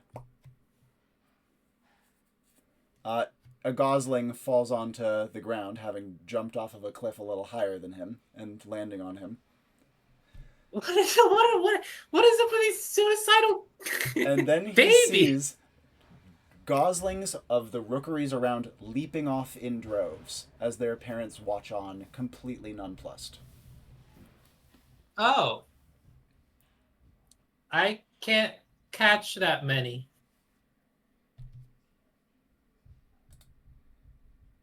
I look back towards the one in my hand. It's getting ready to hop off of your hand the very short distance to the ground.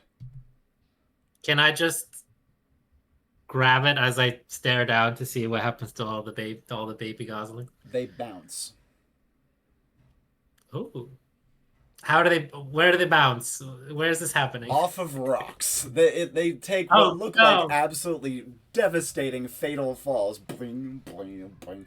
But not only are they so light and fluffy, they seem to have a very vanishingly low terminal velocity, but all that down cushions them. And you can see that many are landing on lower ledges, completely unscathed, and are like toddling over to the next ledge to leap again. Okay.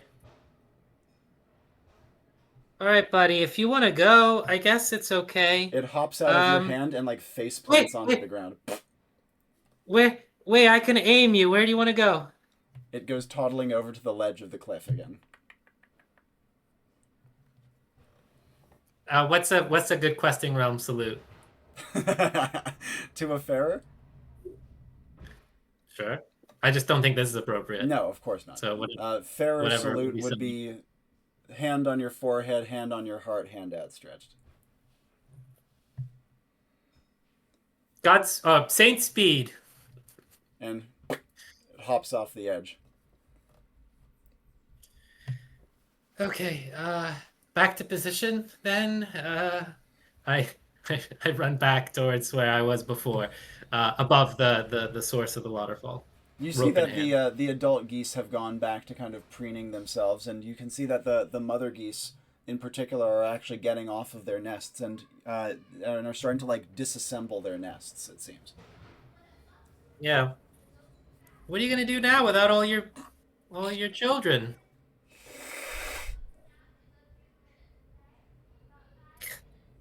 I don't like you either. And I'll walk towards in a way. And as Tybalt is doing so, Hemlock, checking in with you. What are you thinking? I'm kind of thinking something like the magical effect is that clothing used in a mating dance appears as brilliant plumage. Oh, that's cool. Ooh. The tricky part is, how do I transfer this to Tybalt? Precisely. That's I couldn't have said it better. You could also say it is a magic power of intensifying plumage you touch. I like that, because he does have plumage, but then I have to be able to get to him, which is a problem. That's true. Or intensifying plumage you are looking at, though that would have to make it a little weaker. Yeah. I think that's the best I've got then at the moment, unless I can come up with a way to transfer it. Totally. As Hemlock is doing so, however, he would hear kind of a faint call from Primrose. What is this? What in the saints is this? And you would actually see the little shower of goslings bouncing down the side of the cliffs.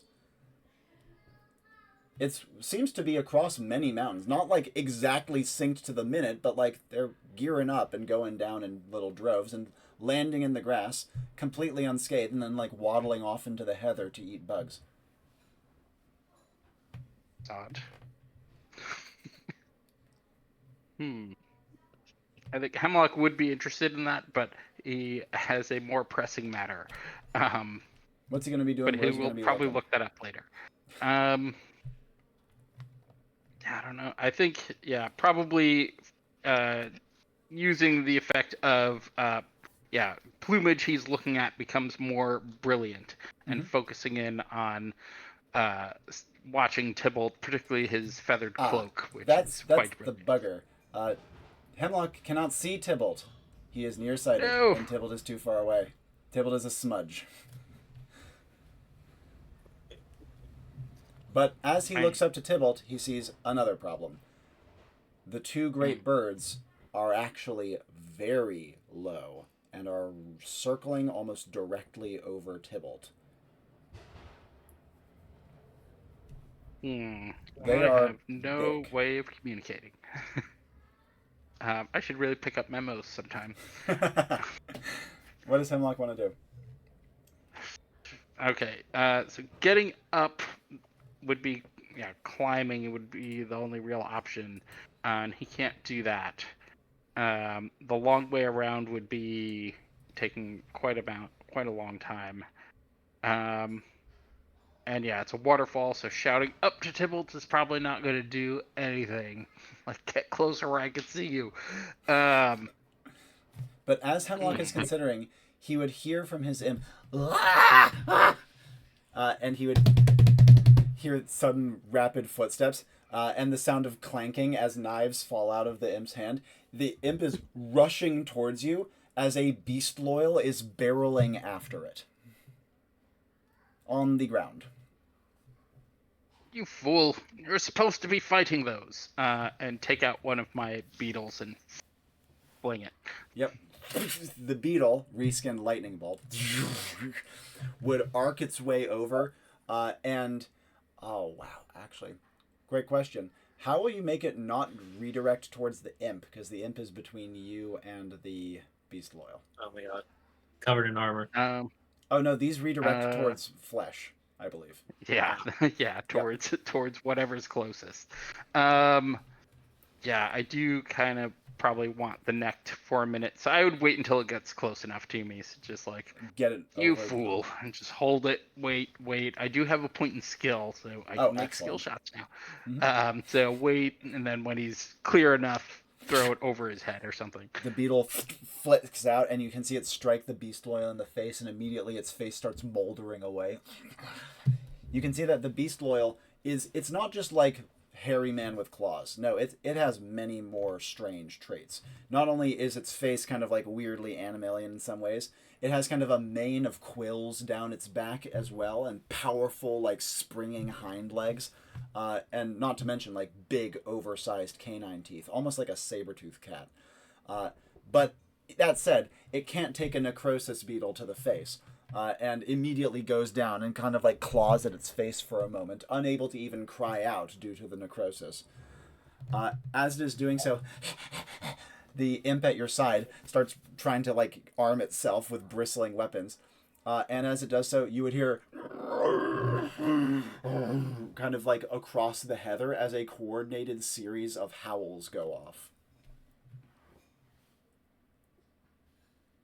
Well, can I roughly estimate how much that would seem to be? You hear distinct howls from 4 different locations kind of circled around you. Each one sounds like not terribly many voices, maybe 3 to 4.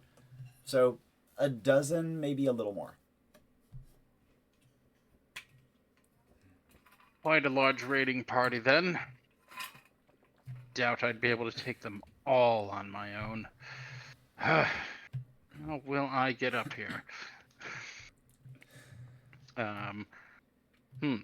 Okay. Are you something that I would like... Are you trying to save your manifestations?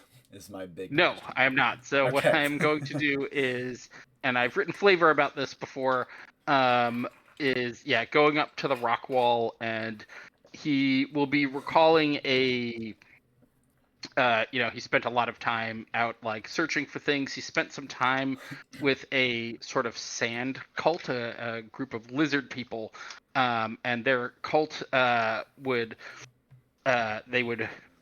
say a prayer to their goddess that would allow them to develop like these it's like spurs that allow them to climb easier up rock, and he would call upon that as a manifestation to sort of develop these just like claw-like fingers and spurs on his hands to just You'll need to make Climb up absolutely the sure the manifestation helps with your climbing endurance. Otherwise, you aren't making it Yeah. 10 feet.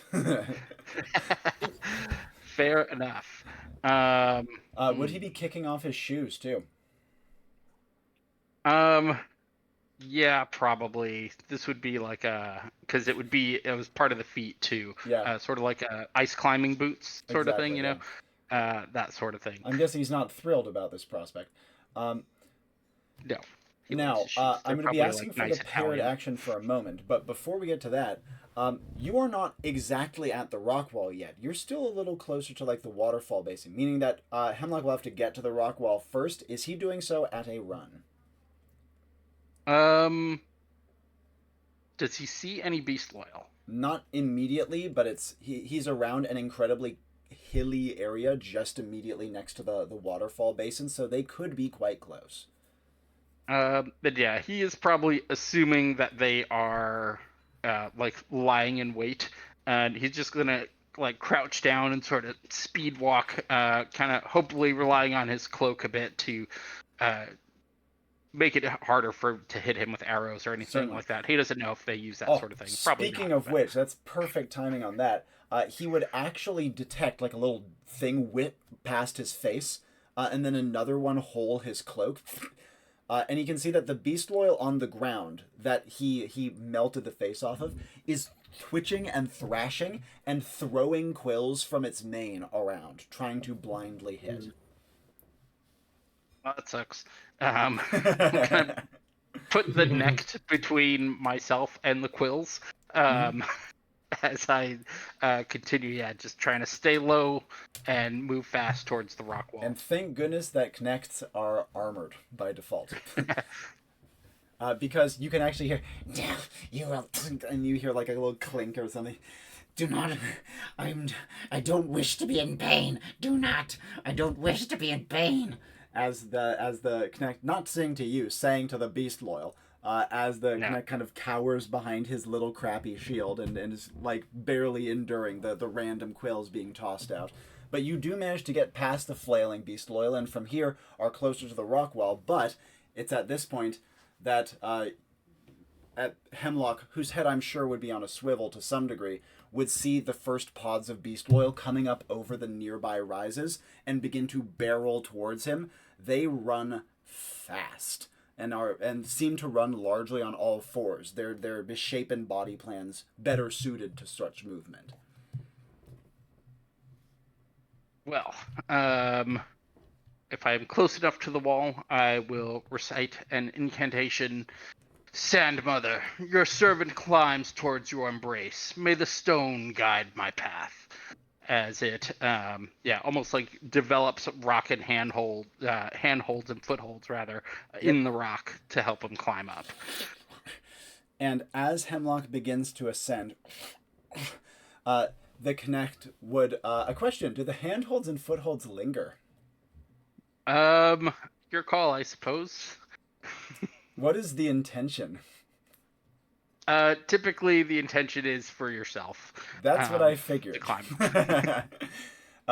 You would hear the connect scrabble below. No. Master, I cannot protect you if I am dead. You'll be all right. No. No. No. And you hear him scrabbling against the rock wall and trying to jump up and climb a little. No. As you can hear the beast oil roaring as they come barreling toward.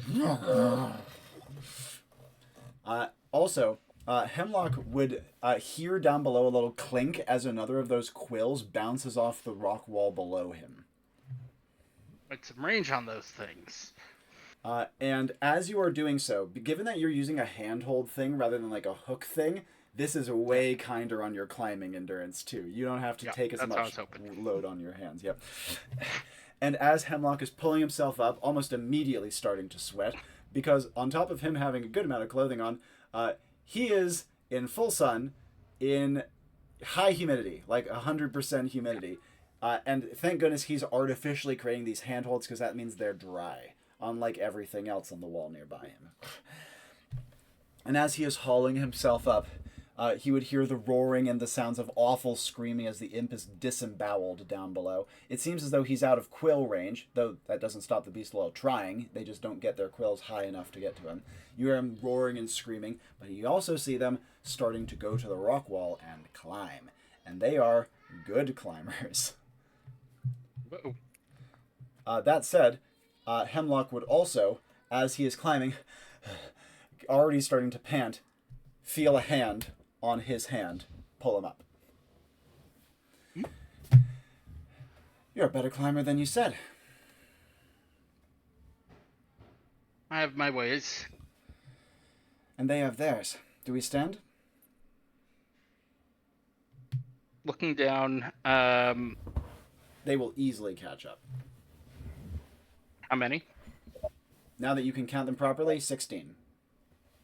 That's a lot. Are they climbing in a line or like all spread out? Dang.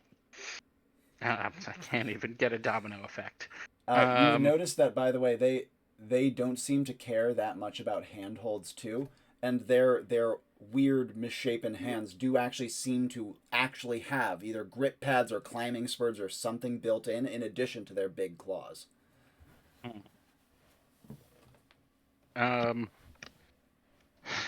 Where's Tybalt? She says, don't know. Don't have an angle to him. Pointing up the side of the mountain. She says, If you want to keep going, I can stand. Will be dangerous. I know. I'll do what I can. And continue climbing up, but activating my belt of skulls, which is circling stones. oh, sick. And as the stones start to orbit around you, you would hear the faint like sink of metal on metal as Primrose draws knives. Tybalt up on high. Now, Geese, having plunged, you said you wanted to return back over to the waterfall area, right? Yeah, I think if I'll probably get impatient at some point and then go peek over the edge. Well, yeah, indeed. But before you actually get impatient, there would be something else that would happen because you've like barely returned to the waterfall, the cascade point, before you feel a shadow pass over you. And looking up, you would see two great winged cur. They are large. And by large, I mean like 70-foot wingspan minimum large. 70. What? Their body plan is heron-like. 7 or 7D? 7D. Woo!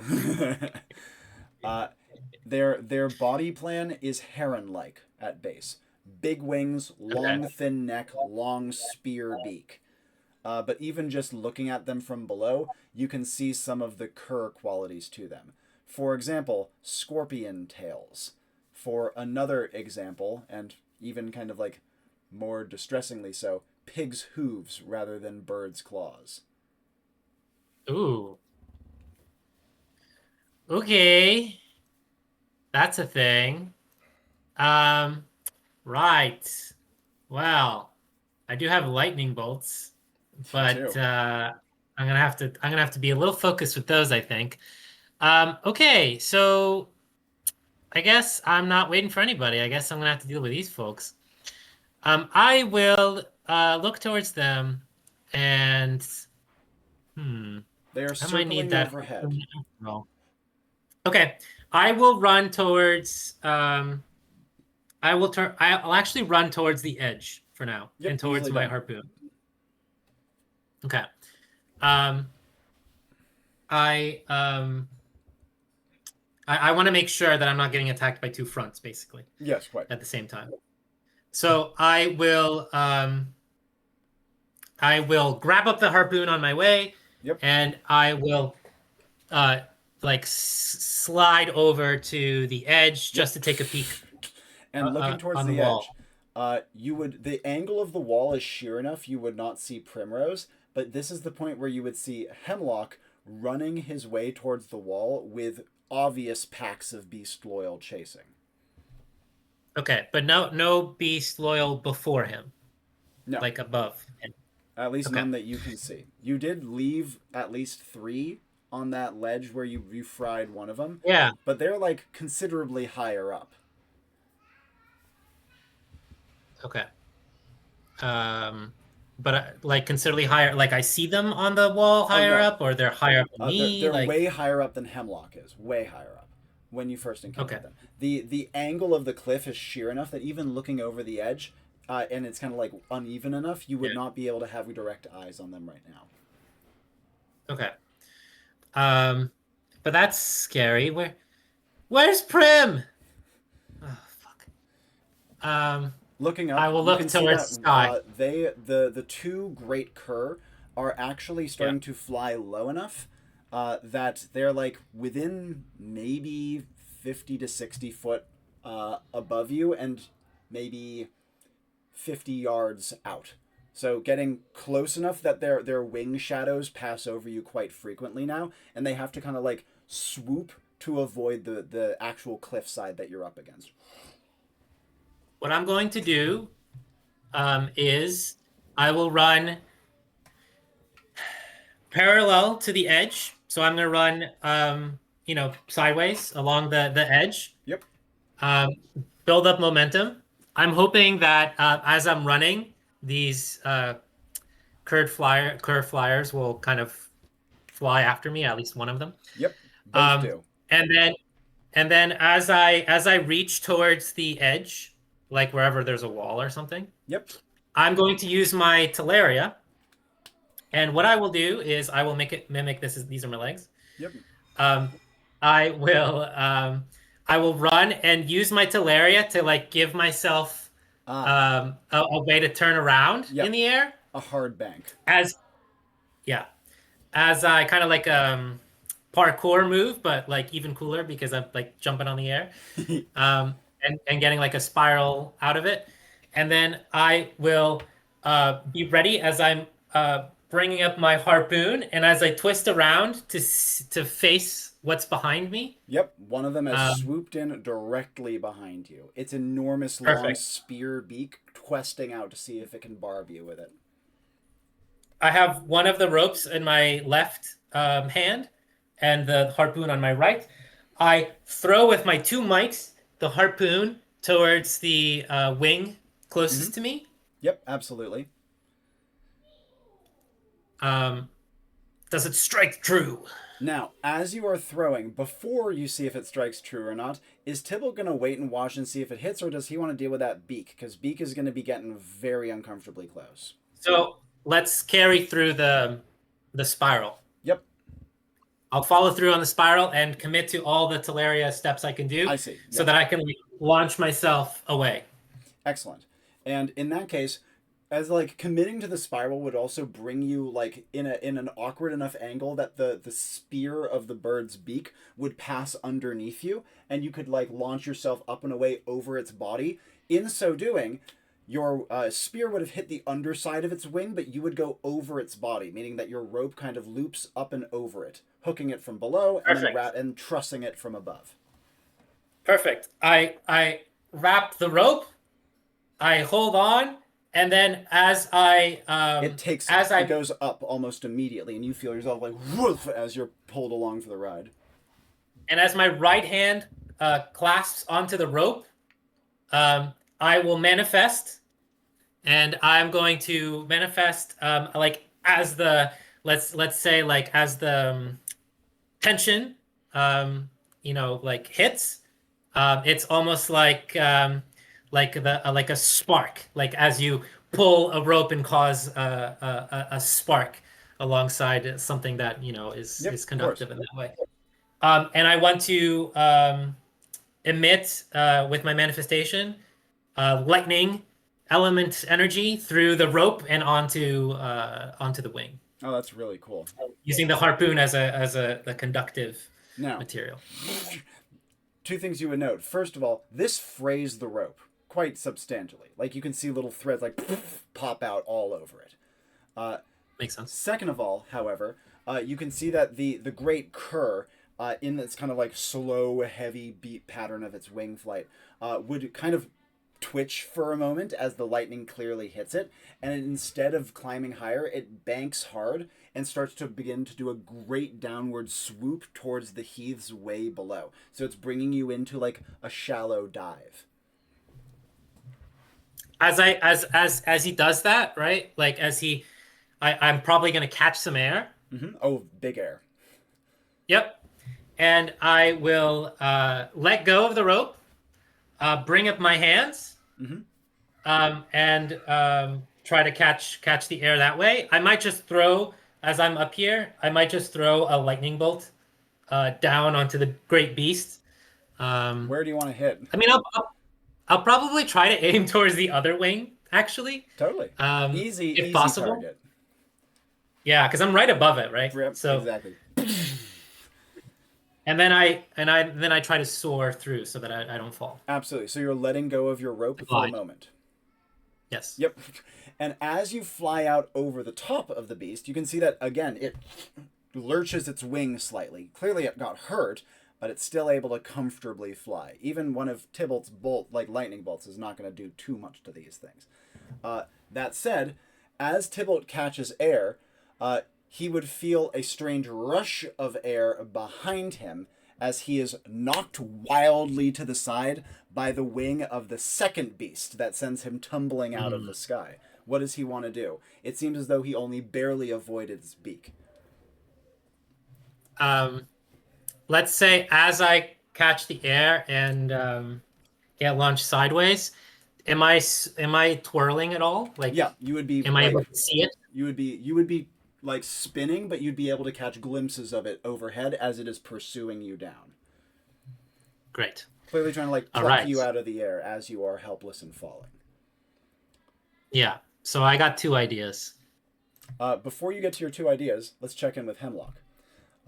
Hemlock, as you continue to climb with your kind of almost your magical handhold, so to speak, you would see up above Tybalt come over the edge, and you actually can see him pretty clearly at this point, not because you've gained that much altitude, but because he rapidly descends, hanging by a rope on the back of one of the 2 heron things that he's harpooned in the wing, as it's starting to swoop low, with the second one right behind it following him. Now that you can see Tybalt, do you want to plume him? Yes. Absolutely. Activating brilliant plumage. And with him now in sight, and getting even more in sight, other actions Hemlock would like to take as Tybalt swoops low. He can hear the sounds of combat below him as Primrose begins fighting the Beast Loyal. Yeah, that is his next concern. So glancing down at Primrose, I'm assuming there are Beast Loyal coming up onto the ledge that we were on? Actually, no. And the reason being is that Primrose is clearly quite good at fighting with an altitude advantage. You can see that Primrose not only is she seems like she'd have throwing knives, but she's not doing so. Instead, she is going along the ledge and literally picking up fist-sized rocks and just hucking them down and just tossing back and forth and trying to keep them at bay. You can see that the Beast Loyal can tank a rock to the face, but it does slow them down.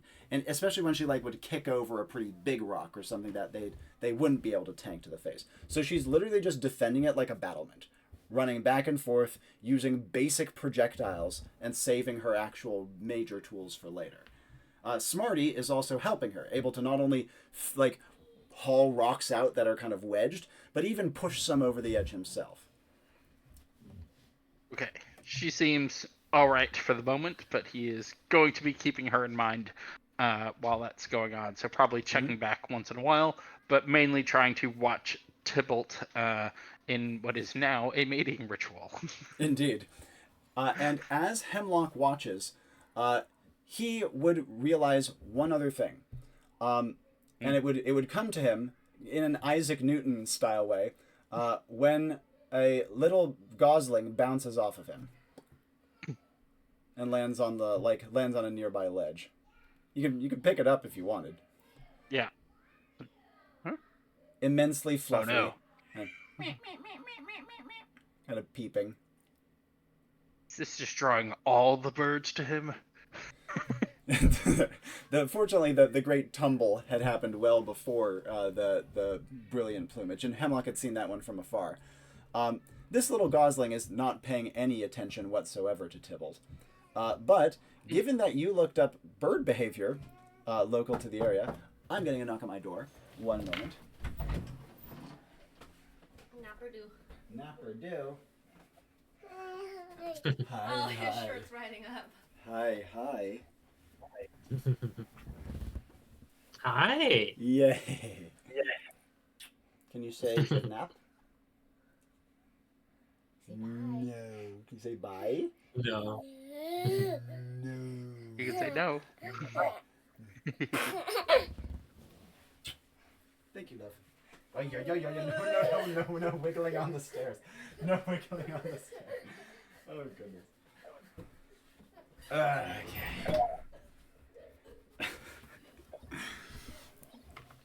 All right. Pardon me. What the heck was I saying? All right. Bird Gosling. behavior. There's my gosling trying to leap to his death off Yeah, the staircase. trying to leap. Anyways, yeah. So first of all, this plunging behavior is 100% natural for this species. It is the way that the babies shed kind of some of their downy coat from when they're young. It literally comes off as they're bouncing and like is blown off by the wind. And then they're going to spend some time eating on the ground, and then they're going to learn to fly, and then they'll be able to move about. So this like kind of mass exodus is done because if they went off one at a time, predators could pick them off much easier. But like sea turtles, having them all jump off at once means that they can get into the heather where it's safe. Some of them can get there. Yeah, exactly. Who knows if Beast will lead them. The other thing that would be noted is that this great plunge in Hemlock's mind does have one great parallel, which is out of the blue. Mm-hmm. Mm-hmm. And given that these are somewhat guileless creatures who just happily walk to their death, seemingly, and then somehow come out okay, does have some poetic comparison to Tybalt. This is not to say this is the exact one, but it seems like it's in the right direction. Most interesting as I'm watching some aerial combat. Yes. This would be Trying the to point think where... about how I'd communicate. Yeah, this would be the point where Tybalt has flared out his now brilliantly resplendent cloak, and is moving up and back. You see that the other bird comes up behind him, tries to spear him, misses because he's maneuvering, and instead cuffs him with a wing, and he goes plummeting down. The bird turns to try to pursue him. How's Primrose doing? You can see that Primrose is starting to have more trouble. Like, she's not quite at the fall back stage yet, but she's clearly getting ready for the fall back stage. From the edge where I am, I can see the Beast Loyal climbing up. Yeah, you can. That I would like to do another arcane manifestation. This one, hopefully a fairly simple one. I'm going to hold out my hand like this, and I would like it to catch fire. Yep. Like just flame Easily out of the done. hand. I want to pass all my skulls through it to set them on That's fire. so cool. The orbiting skull. And then start firing them down at Beast Loyal. Flaming setting them on fire. skull. They're hairy, right? That they are So- hairy. Yeah, that's so cool. Do you want the skulls to like laugh or something? That sounds in theme. Yes. Screaming, laughing skulls. Oh, that's so sick. You can see that the first one to come past like startles Primrose and Smarty, who then look up, check what's going on, and then get back to work. But as you are doing so, helping Primrose hold off the ones that are climbing, Hemlock would realize one more thing. Namely, the reason Tybalt went up there in the first place, and the thing Primrose and he identified, was Beast Loyal above, which would mean that he is not necessarily safe in his current position. Yeah. Swivel back. And looking on his ledge, he is safe.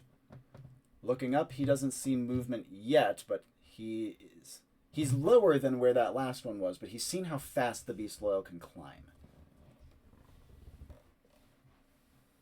Can I still climb? You can. You do still have that one going. Yeah. So keep climbing up. And as you are hand holding your way up and up and up, with the occasional gosling plummeting past, Tybalt, actions you would like to take from here. As I twist about in midair, as the cur beast had flown or had tried to spike me with its beak, right? Yep. It cuffed you with a wing. You're now tumbling out of the sky, and you can see amidst your tumbling that it is swooping to try to get you again. Now I'm kind of in between the two of them in a way, right? One of them's above me and one of them's below above me. And one of them's below, exactly right. Right. I will use a bit of my feathered cloak on one wing and a bit of, I don't know, if Talaria to help just to stabilize a little bit so I'm not just twirling like crazy. Mm-hmm. I will take out my hammer, lift it up into the air, and this is going to be kind of silly, kind of interesting. With my thunder hammer, it has the ability to charge itself with lightning. A lot of the times I've done this is by calling down lightning itself from the sky. I want to do that, but I want to do even more than that. I will call the hammer up into the sky, and I'm going to combine this kind of energy work I'm doing with my hammer into an energy work that I'm going to do with Out of the Blue. Okay, let's hear it. Okay, so as I bring my hammer up, I will activate to charge to lightning, and I will say something. Let's see. Great cur, fall down and out, a fair I must find, and my friends I must help. Down and down and down, and I will bring down my hammer. Down with a thunder. I will finish off. And as the lightning strikes my hammer, I'm going to strike it down like a Thor kind of imagery, right? Of like striking down with a hammer and calling down a lightning bolt. And that will, with my 2 might, bring up extra impact force into this Out of the Blue that I will like absorb into and then launch down as a lightning bolt to the cur below me. Absolutely. And it is as though the lightning you call strikes the hammer swing turns you into the bolt, almost like you're carrying it through. And the one... And I'm hoping that the lightning bolt above also like kind of hits the one above me. Yes, I had a feeling you were going for that as well, though I will say it's going to be more of a clip than a proper one there. Yeah, absolutely. And as this Out of the Blue hits, you have some height here. You have like almost 200 feet of height here. And appearing in like a hammer strike pose, you would find yourself in the dead center of the great cur heron's body. You would see that its wings like wing out on either side, like up into the side, as you hit with such force that you knock it out of the sky and it starts to plummet down towards the ground. What do you want to do? Your rope is nearby you at this point, kind of waving in the breeze as you're descending at speed.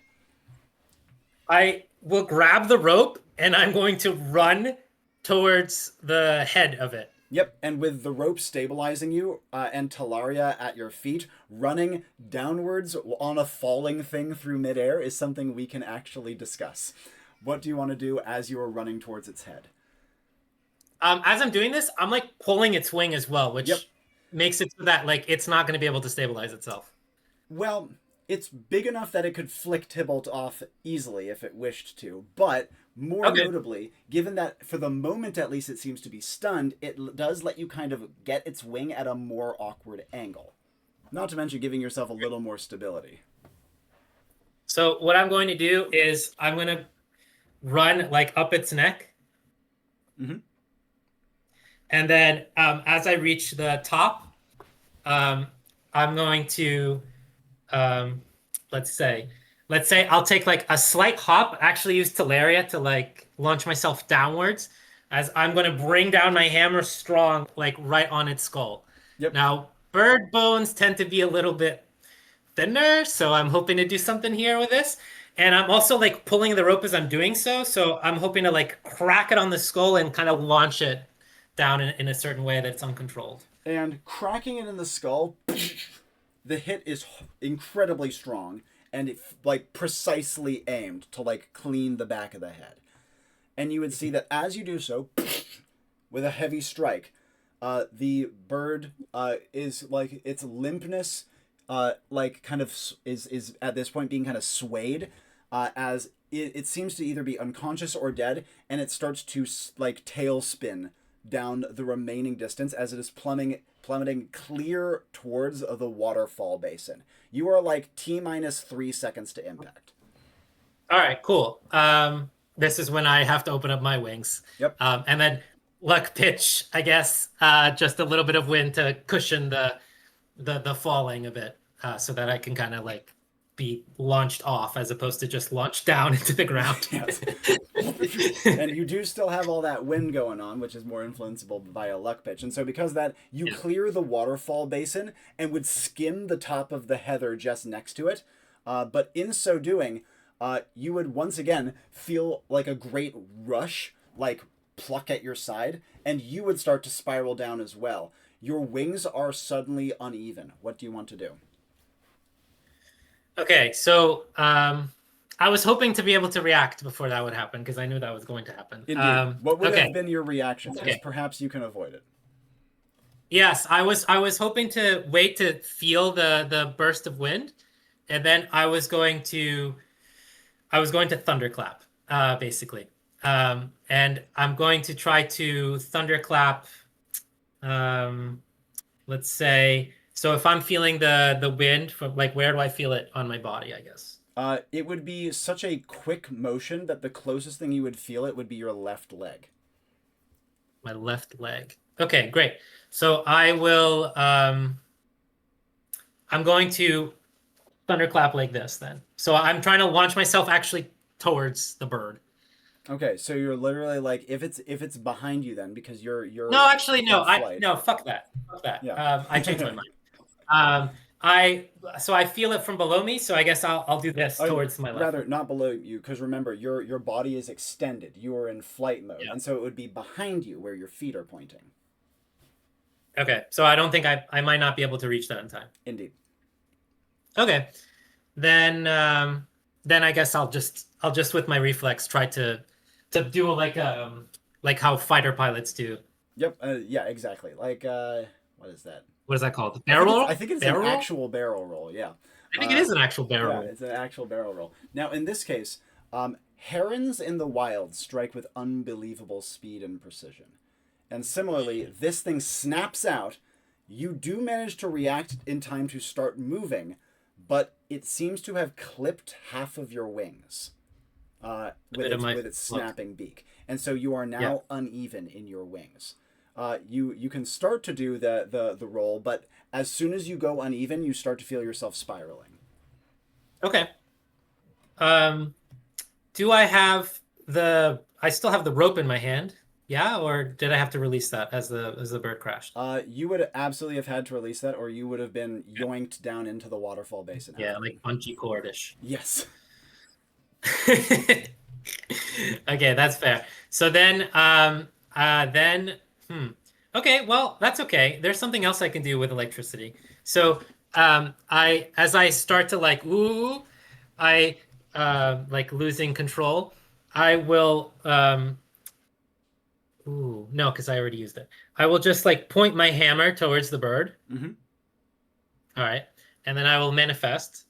Another kind of quality of electricity is clinging and attraction. Mm-hmm. And the bird is full of plumage, which tends to be pretty staticky, I would say. Staticky. There's also a bunch of water spray in the air, so I feel like that might help the conductiveness of it. Looking toward, but I'm hoping looking back towards it, by the way, you'd be able to see it like it has a laser focus on you. Its long spear-like beak is tracking you perfectly, even as you are kind of flopping through the air. Okay, so I'm ahead of it actually. I thought I thought it went by me. No, it snapped out. But then you snapped, started and then to do the barrel roll, right? I see. Okay, then okay, sorry, lots of corrections. No problem. I will then I'll have to do a little bit more of a complicated maneuver. Mm. I'm gonna have to take out another lightning bolt. I think this is my third. Yep. Yep. And I'm going to have to launch towards its head first, because I'm going to need it to be semi-distracted by this. So I will launch that out. And then actually, I guess that kind of helps the electricity in the air anyway. And then with my hammer, I swing it like an underhanded swing. And I'm trying to point towards its neck, I guess. And then out of the hammer, I'm hoping with a manifestation, be able to, I think to be in the theme, let's make it like little like electric harpoons that kind of like launch out and like attach to its body and like pull me to it. And draw you to it. Okay, that's really cool. I really want to hear a little bit of extra paired action, but before we get to that, there's one other piece before I jump back to Hemlock. When you throw your lightning bolt, Tybalt would be momentarily struck by its beauty. The lightning bolt is a riot of color. It's glorious. It's symmetrical. It's elegant. It is because your lightning bolts are feathers. Yeah. And Hemlock's magic is affecting them. Glorious. I also feel like with my heroic caress, and I just felt like a great enemy, it might actually accentuate this. Quite. It absolutely does. Detour, are you good to jump back in, or do you need a moment? Yep. Grand. Off camera. No problemo. Hemlock, launching your battery of flaming, screaming skulls towards the beast loyal. Two things you would note. First of all, these hurt. Like, they slammed the beast loyal, they knocked them off the edge, they set them on fire. And second of all, the beast loyal do not like fire. They don't like hate it. They don't flee from it, but they clearly don't like it. Awesome. Though, one other thing that you would notice is as you fell 1, 2, 3, 4. Actually, a clarification before I do so. Are you using all of your circling stones? I was going to start with half. Sure, absolutely. So 4. And the barrage would give Primrose opportunity to like continue to reinforce her rampart, so to speak, rather than being forced to pull back. But the one other thing you would notice is as you are doing so, the beast loyal that remain after this barrage, which is still a decent number, there's like at least like 8 or 9 that are still on the wall. One of them looks up, howls, and like screams out a series of what can only be described as commands to Hemlock's ear, even though it's in a language he cannot understand. It is very bestial in nature. After he does so, you can see that this beast loyal looks back up, it snarls, and you can see a magenta fire radiating from its eyes. It is not a natural fire, wildly unnatural, and in a way that is different from the unnaturalness of Hemlock's own. I think Hemlock would probably intuit that this is some sort of empowerment from the Scarlet Tyrant, is that it? Yeah, Scarlet Tyrant themselves. And maybe even try to call that out to Primrose. I know I'm still shouting over a waterfall here. Yep. That one! And like try and point to it. And as you do so, Primrose rushes to the edge, and you can see that as she does so, she like flicks her hair and a knife like flies out of her hair. She catches it over her shoulder and throws the knife, and it strikes the beast loyal in the eye. Immediately after doing so, however, as it starts to fall, a gout of like magenta fire erupts from its mouth. The other beast loyal howl and start to leap their way up towards Primrose's ledge, rather than the more like tactical but slow way they had been approaching sooner. And she, without rocks to hand or anything to disrupt them, grabs Smarty, and he starts to climb her up and away to get away from them. Towards me. Yep, up in your direction. You have like at least 4 stories on her, but not much more than that. Okay. Yeah, if I can help her up, I will. I did want to keep note of my immediate surroundings.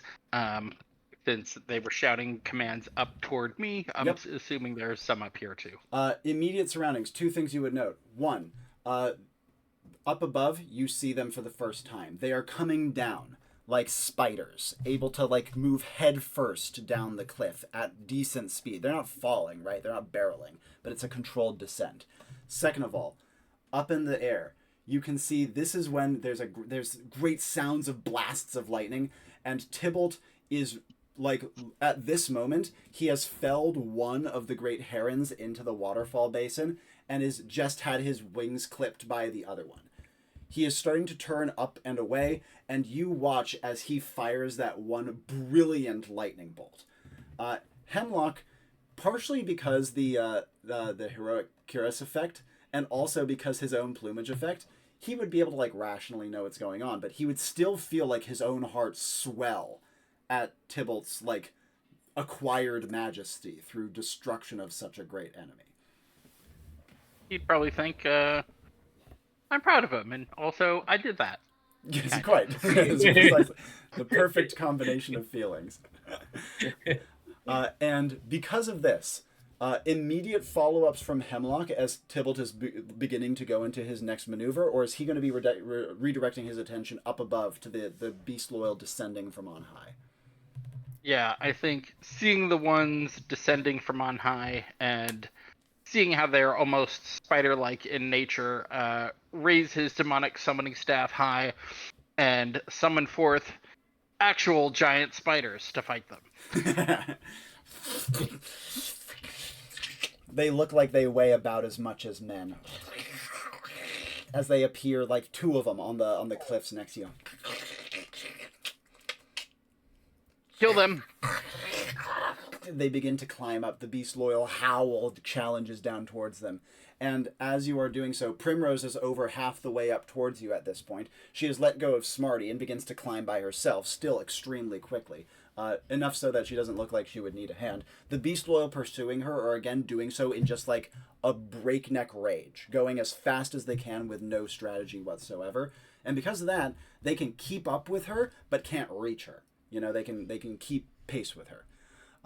Actions that you would like to take: Spider Demons going up, Primrose coming from below, Beast Loyal on both sides, Tybalt fighting the Heron. And a random little gosling in your hand. Presumably, there's enough space that I can take a few more pot shots with my beetles. Oh, absolutely. So, trying to help Primrose out a bit more. Just any of that are like too close for comfort. Just... Yep, certainly. Especially when she gets close enough that you can ensure no redirection. And as you throw your second beetle, she would come up onto your ledge, and she would say, "Good artillery." And you have more? Excellent climbing. She looks up towards the spiders and she says, Were I not aware of your powers in advance, I would imagine those to be beast loyal themselves, or Cur at least. Nope, they're with me. And unfortunately, I am running low on ammunition. Well, fortunately, this ledge isn't. Still got a few. The fresh ledge has fresh rocks, and Primrose and Smarty begin kicking them into place and rolling them up next to the ledge and begin to plummet them down towards the Beast Loyal. Given that the Beast Loyal are no longer approaching tactically, this is starting to work much better. However, it seems unlikely that all of them will be gotten rid of by the time they reach your ledge as well. Your spiders, however, have reached the oncoming Beast Loyal from above and are already delighting in plucking them from the edge and ripping them to shreds, but the Beast Loyal rip to shreds in return. It is a vicious vertical fight between the two. And the spiders soon realize that the more effective strategy is flinging the Beast Loyal off the wall and having them plummet past you all the way to the ground.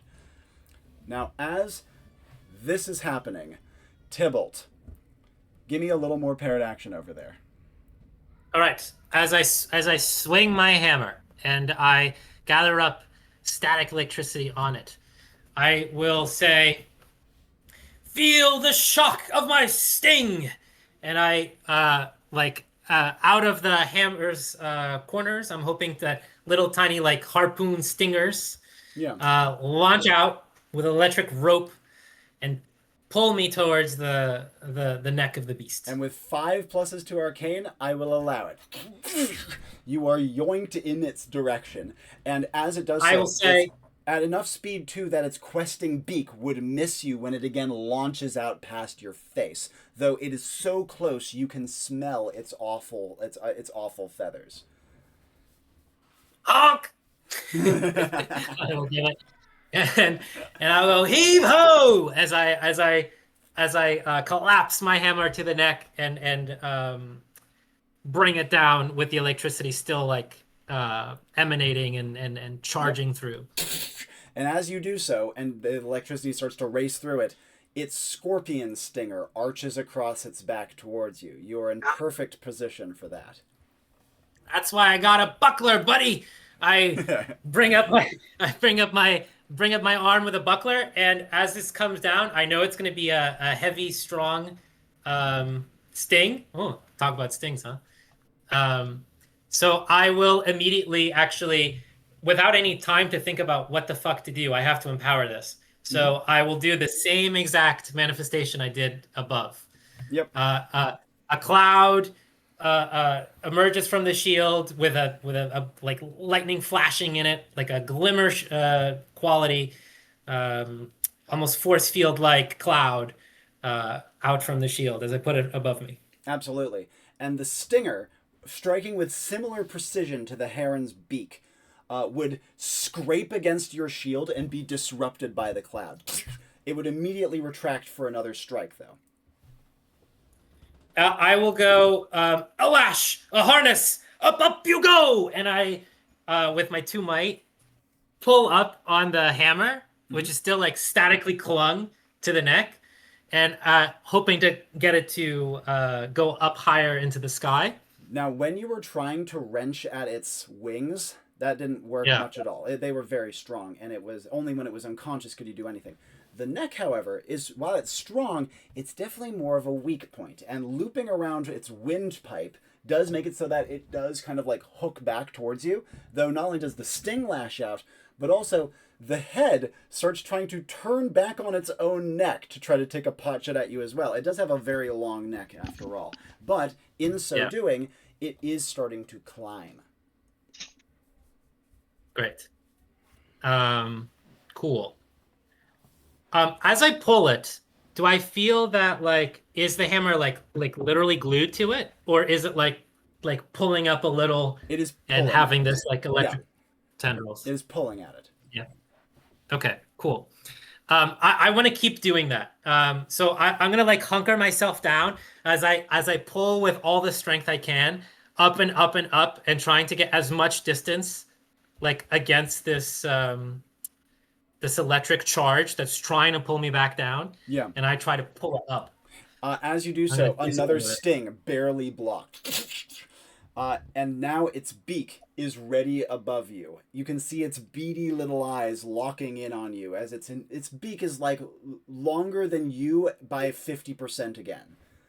And as it locks that into position, again, with your buckler in one direction and the beak facing in from the other direction, you've pulled that, like, drawn hammer away, like, almost 4 or 5 feet.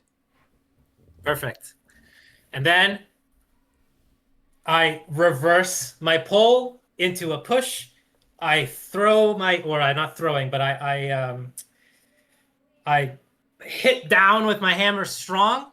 And as I impact on the neck, collapsing this electric charge that I've been building, I will activate Thunderclap.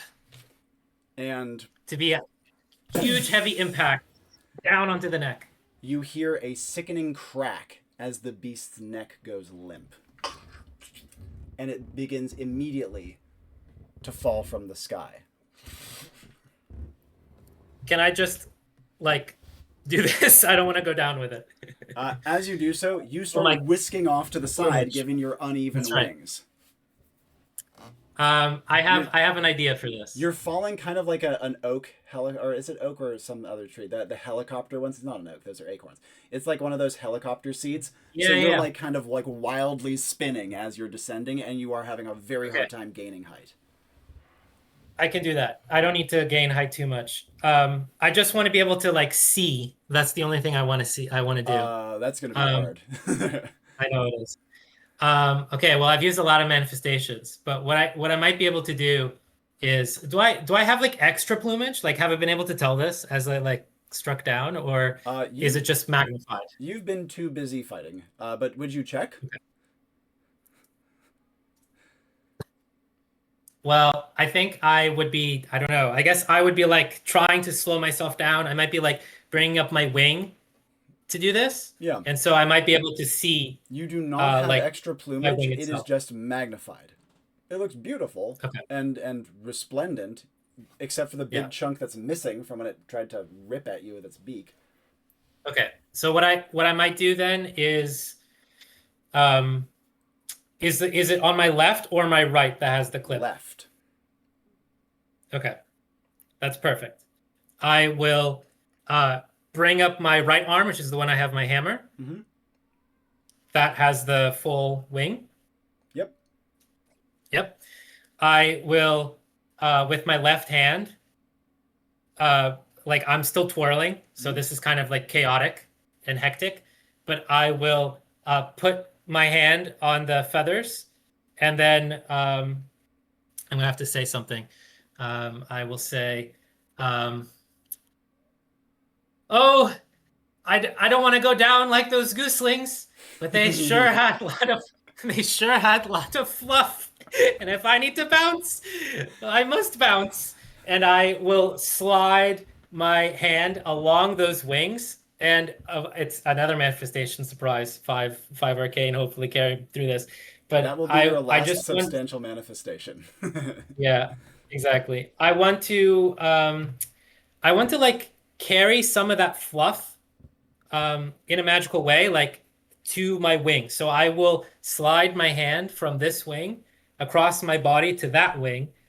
And if it requires like a little of thinning out, that's okay. Like I'm okay like not having as like a big floof, but I just want to stabilize myself. So I want to try to even out the feathers and maybe create a couple extra floof of the gooseling to fill in the holes. And as you do so, this is going to be an unusual arcane manifestation. It does not do what Tybalt intended. Okay. Instead, Tybalt would find that he does redistribute his feathers, but they become down rather than flight feathers. And he feels them kind of billowing up around him. He distributes them very effectively as he, at reasonably substantial speed, hits the ground and is cushioned. Oh. He lands among the heather with like little barbs of it like poking him in different parts of his body. And his feathered cloak has literally been completely ruined. Like it is Yeah. Imagine like a feather pillow that has been exploded, you know what I mean? Just like feathers falling everywhere. It's tatters around him. Oh, I hate those gooselings. And Hemlock, back over to you. Primrose defending your lower, your spiders defending your upper. The spiders are doing pretty well. They're taking like heavy damage, but they're doing pretty well. Primrose is doing well as well, but there's definitely going to be one or like a few that get up over the ledge. What are you going to do? Yeah, I think as they're kind of doing their thing with the rocks, I would express dissatisfaction at the inefficiency of this. Like, this will not do, and I want to catalog the area. As far as moving things into their proper places, I'd like to line up the rocks all along the ledge, ready to just get pushed over onto oncoming bad dudes. Beast loyals, and also producing my eldritch symbol upon the ground. And as you produce that symbol, which I might ask you to go into a little detail in a moment, the stones slide into place. Primrose looks to you and runs down the line, sweeping with her leg, and knocks them down simultaneously. Nice. And in so doing, leaps over the edge, produces 3 more knives, and in quick succession, throw. There's a moment you hear yells and howls, and she says, "Got them." Excellent. And looking up Where's above, Tybalt? you can see your remaining spider, the other one died, is fighting the last upper beast loyal, and Tybalt is just delivering his thunderclap coup de grace that broke the final heron's neck. You can see him getting up and away off of it, going into a wild spin, and then looking fluffy randomly, and then hitting the ground hard. And you can see Primrose goes, "Ugh. I've seen him land worse." I would like to use my empowered arcane manifestation from being in this area to do kind of key into what just happened there a little bit. Another bird mating ritual is nest building, Yep. and down and feathers are often a part of that. Yes. And I would like to manifest that as part of his landing, it forms a nest of the down and Oh, feathers that's and sick. twigs on the ground. That's so good. That's so cool. And I will say yes, specifically, given that you were on the cliff, and that is the point at which you have created your symbol and are producing it, the nest would be one directly akin to the cliff geese. Awesome. The grass parts, and you can actually see him again. And Primrose says, "Do you need help getting down?" This is to me or Tybalt? This is to you. Way too far away from Tybalt. Yeah. Yes, let's just get to Tybalt. See if we can do this thing. Right. Getting down is easier than getting up. And she and Smarty would begin to kind of pass you between them as they're taking hand over hand going down. Oh. And so you would feel yourself being awkwardly boink, and then switching and staff then- hand. And she would take the staff and say, "Don't worry about this." And would just be like, "Just pass your hand here. Now foot down. Good. Now this." And then Okay. as you're being helped slowly, Let me go. steadily, Tybalt. Mm. Ow. Yeah.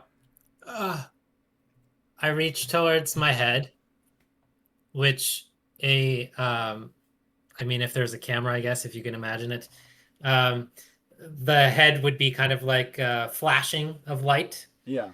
And I would reach into my hair, and on the edge of one of my hair strands, I take out a clump of, it's a star crystal. Yeah. Of charged up energy from Ansaru's gift, that great dragon that gave me a wish. Mm-hmm. I will then eat it. Yep. And try to restore some of my essence. But as you go to eat it, it's plucked from your hand. And you hear, I sit up. as a gosling goes waddling away, having swallowed your star crystal. What? Get back here! You managed to scoop it up. Scramble after. You seize the I ball of scramble fluff, after it. and Yeah. you can see that it has already swallowed it. What the? That was for me. Did you need it after that fall? It doesn't look like it needed it. Well, time to kill a gosling.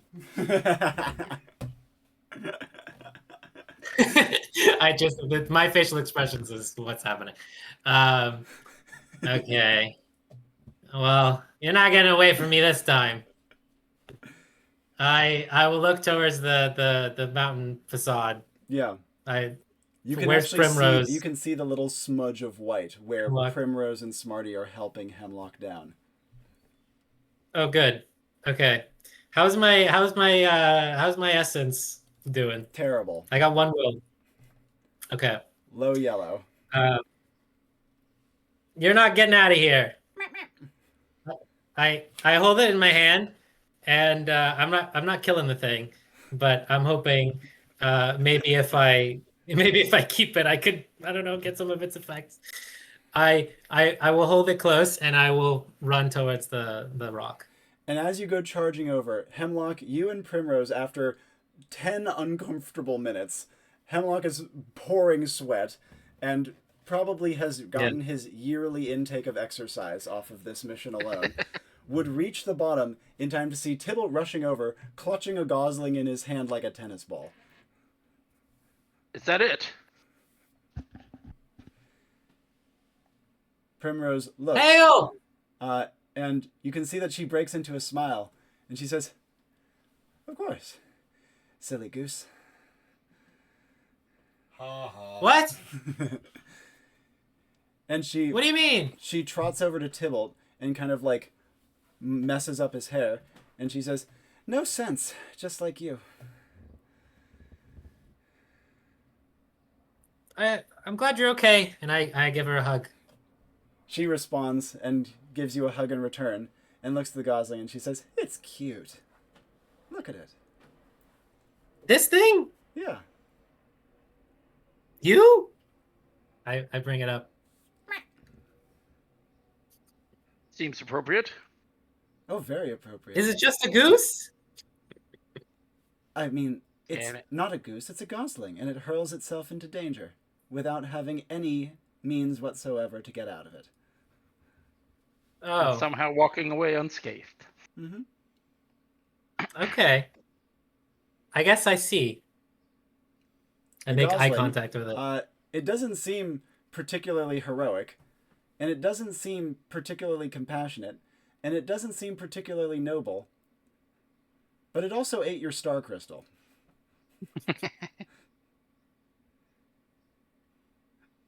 All right, well, you'll have to show me your bravery. We're going to do great things together. Oh, The goose I have hops to off call of it your something. hand face first into the ground, still following its early instincts of jumping from cliffs. okay. Well, if it's my fare, I'll come back, right?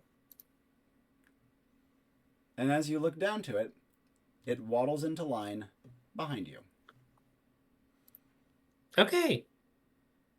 How does this work, Prim? Primrose, who is trying as hard as she can not to laugh, says, "I think it's a little different with this one." And Hemlock, you would feel your Enclave badge ping. Seems we have succeeded in our mission, Mr. Praisling. Happy to be of service. Oh, thank you, Hemlock. Thank you so much. I'm glad you you kept yourself safe?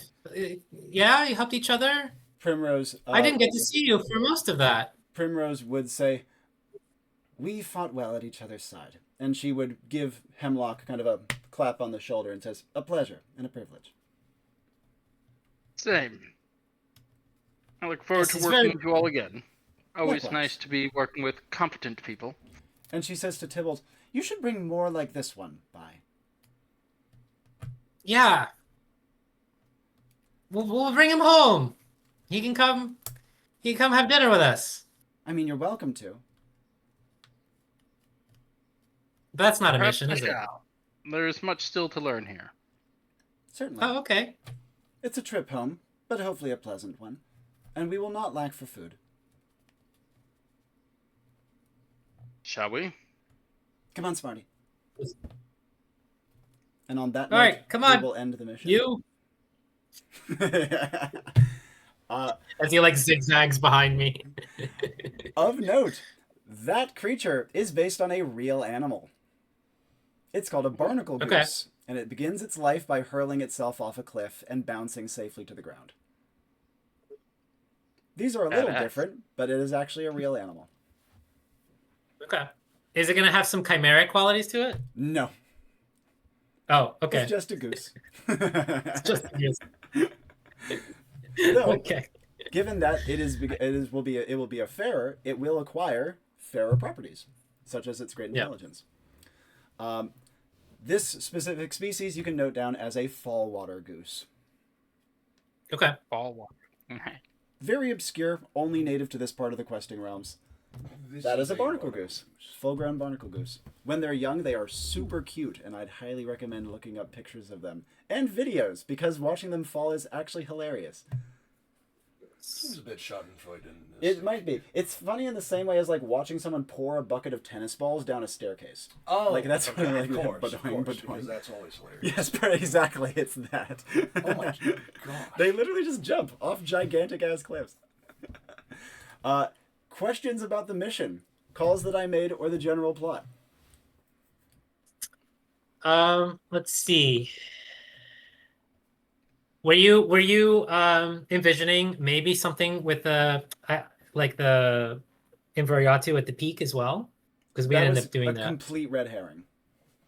Okay. It has some like larger storytelling thing, but for the most part, complete red herring. Also of note, I did not go into this mission thinking that was going to be the right animal. In fact, I didn't even think of barnacle geese till I started the mission. So Okay. there's a lot of ways Fair it could have enough. gone. Fair enough. Well, there was a lot of fighting, so but yeah, it's I mean, this was the animal that I interacted with the most, so it made sense. I also needed the heroic Curus to charge, which is why I wanted to give you guys a big fight. The plumage effect on Hemlock was sick. I love how it affected the lightning bolt. Do you guys have other questions about plot of the mission, calls I made? Let's see. It was pretty straightforward, I thought. Nice. No major thoughts, I don't think. I had something, but it's escaping me. Oh, the beast guy that had this flaming stuff going on. Any more details about that? I was kind of envisioning that he was maybe specifically possessed by the Scarlet Tyrant in some way, or at least blessed by the Scarlet Tyrant in some way. Excellent question. They have some form of basic hierarchy, so that could be considered more of like a pack leader.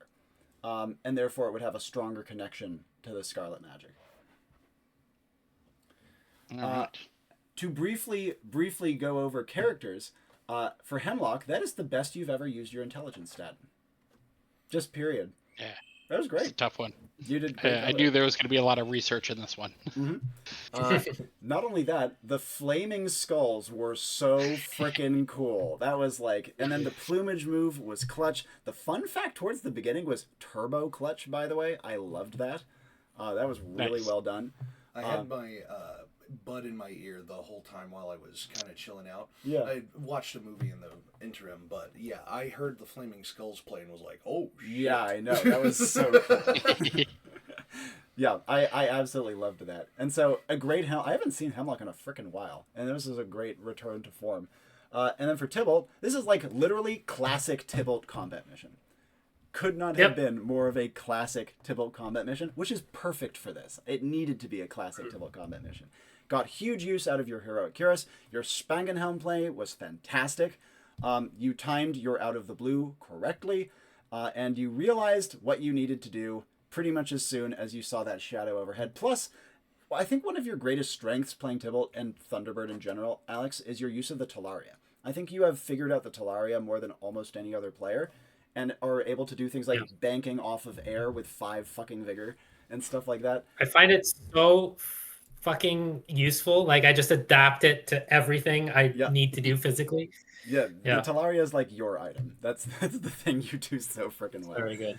The only thing I was hoping to do that I didn't get to do was I was hoping to see. That's why I was trying to stabilize myself with that down. I was hoping to see the fighting on the walls and go like do something with that because I wanted to go save Primrose. Of course, because he's a big romantic. Oh, of course, big hearty. No, let me help, and then he just goes like this and just pancakes. While Primrose and Hemlock are like, all right, we got it.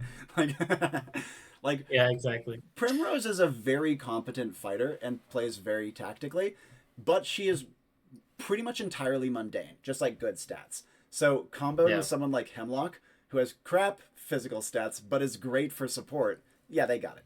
They I was pretty confident they had it. It was a hairy situation, right? But they could get it through comfortably. In that case, I say we do our sign-offs. We managed to keep this one nice and concise. It was a little 3-hour mission. It was perfect. 3 hours is concise. For him, yes. Yeah. Do you guys have any thoughts before we wrap up? I need to name this thing. Yes. We can do that. Literally about the mission. Hey Rob, how about a mission? We need to name the mission. Classic. I'm losing my touch. Normally, I'm really good about bugging him about that. Geese suck. How dare you make me like one? Yeah. Oh man.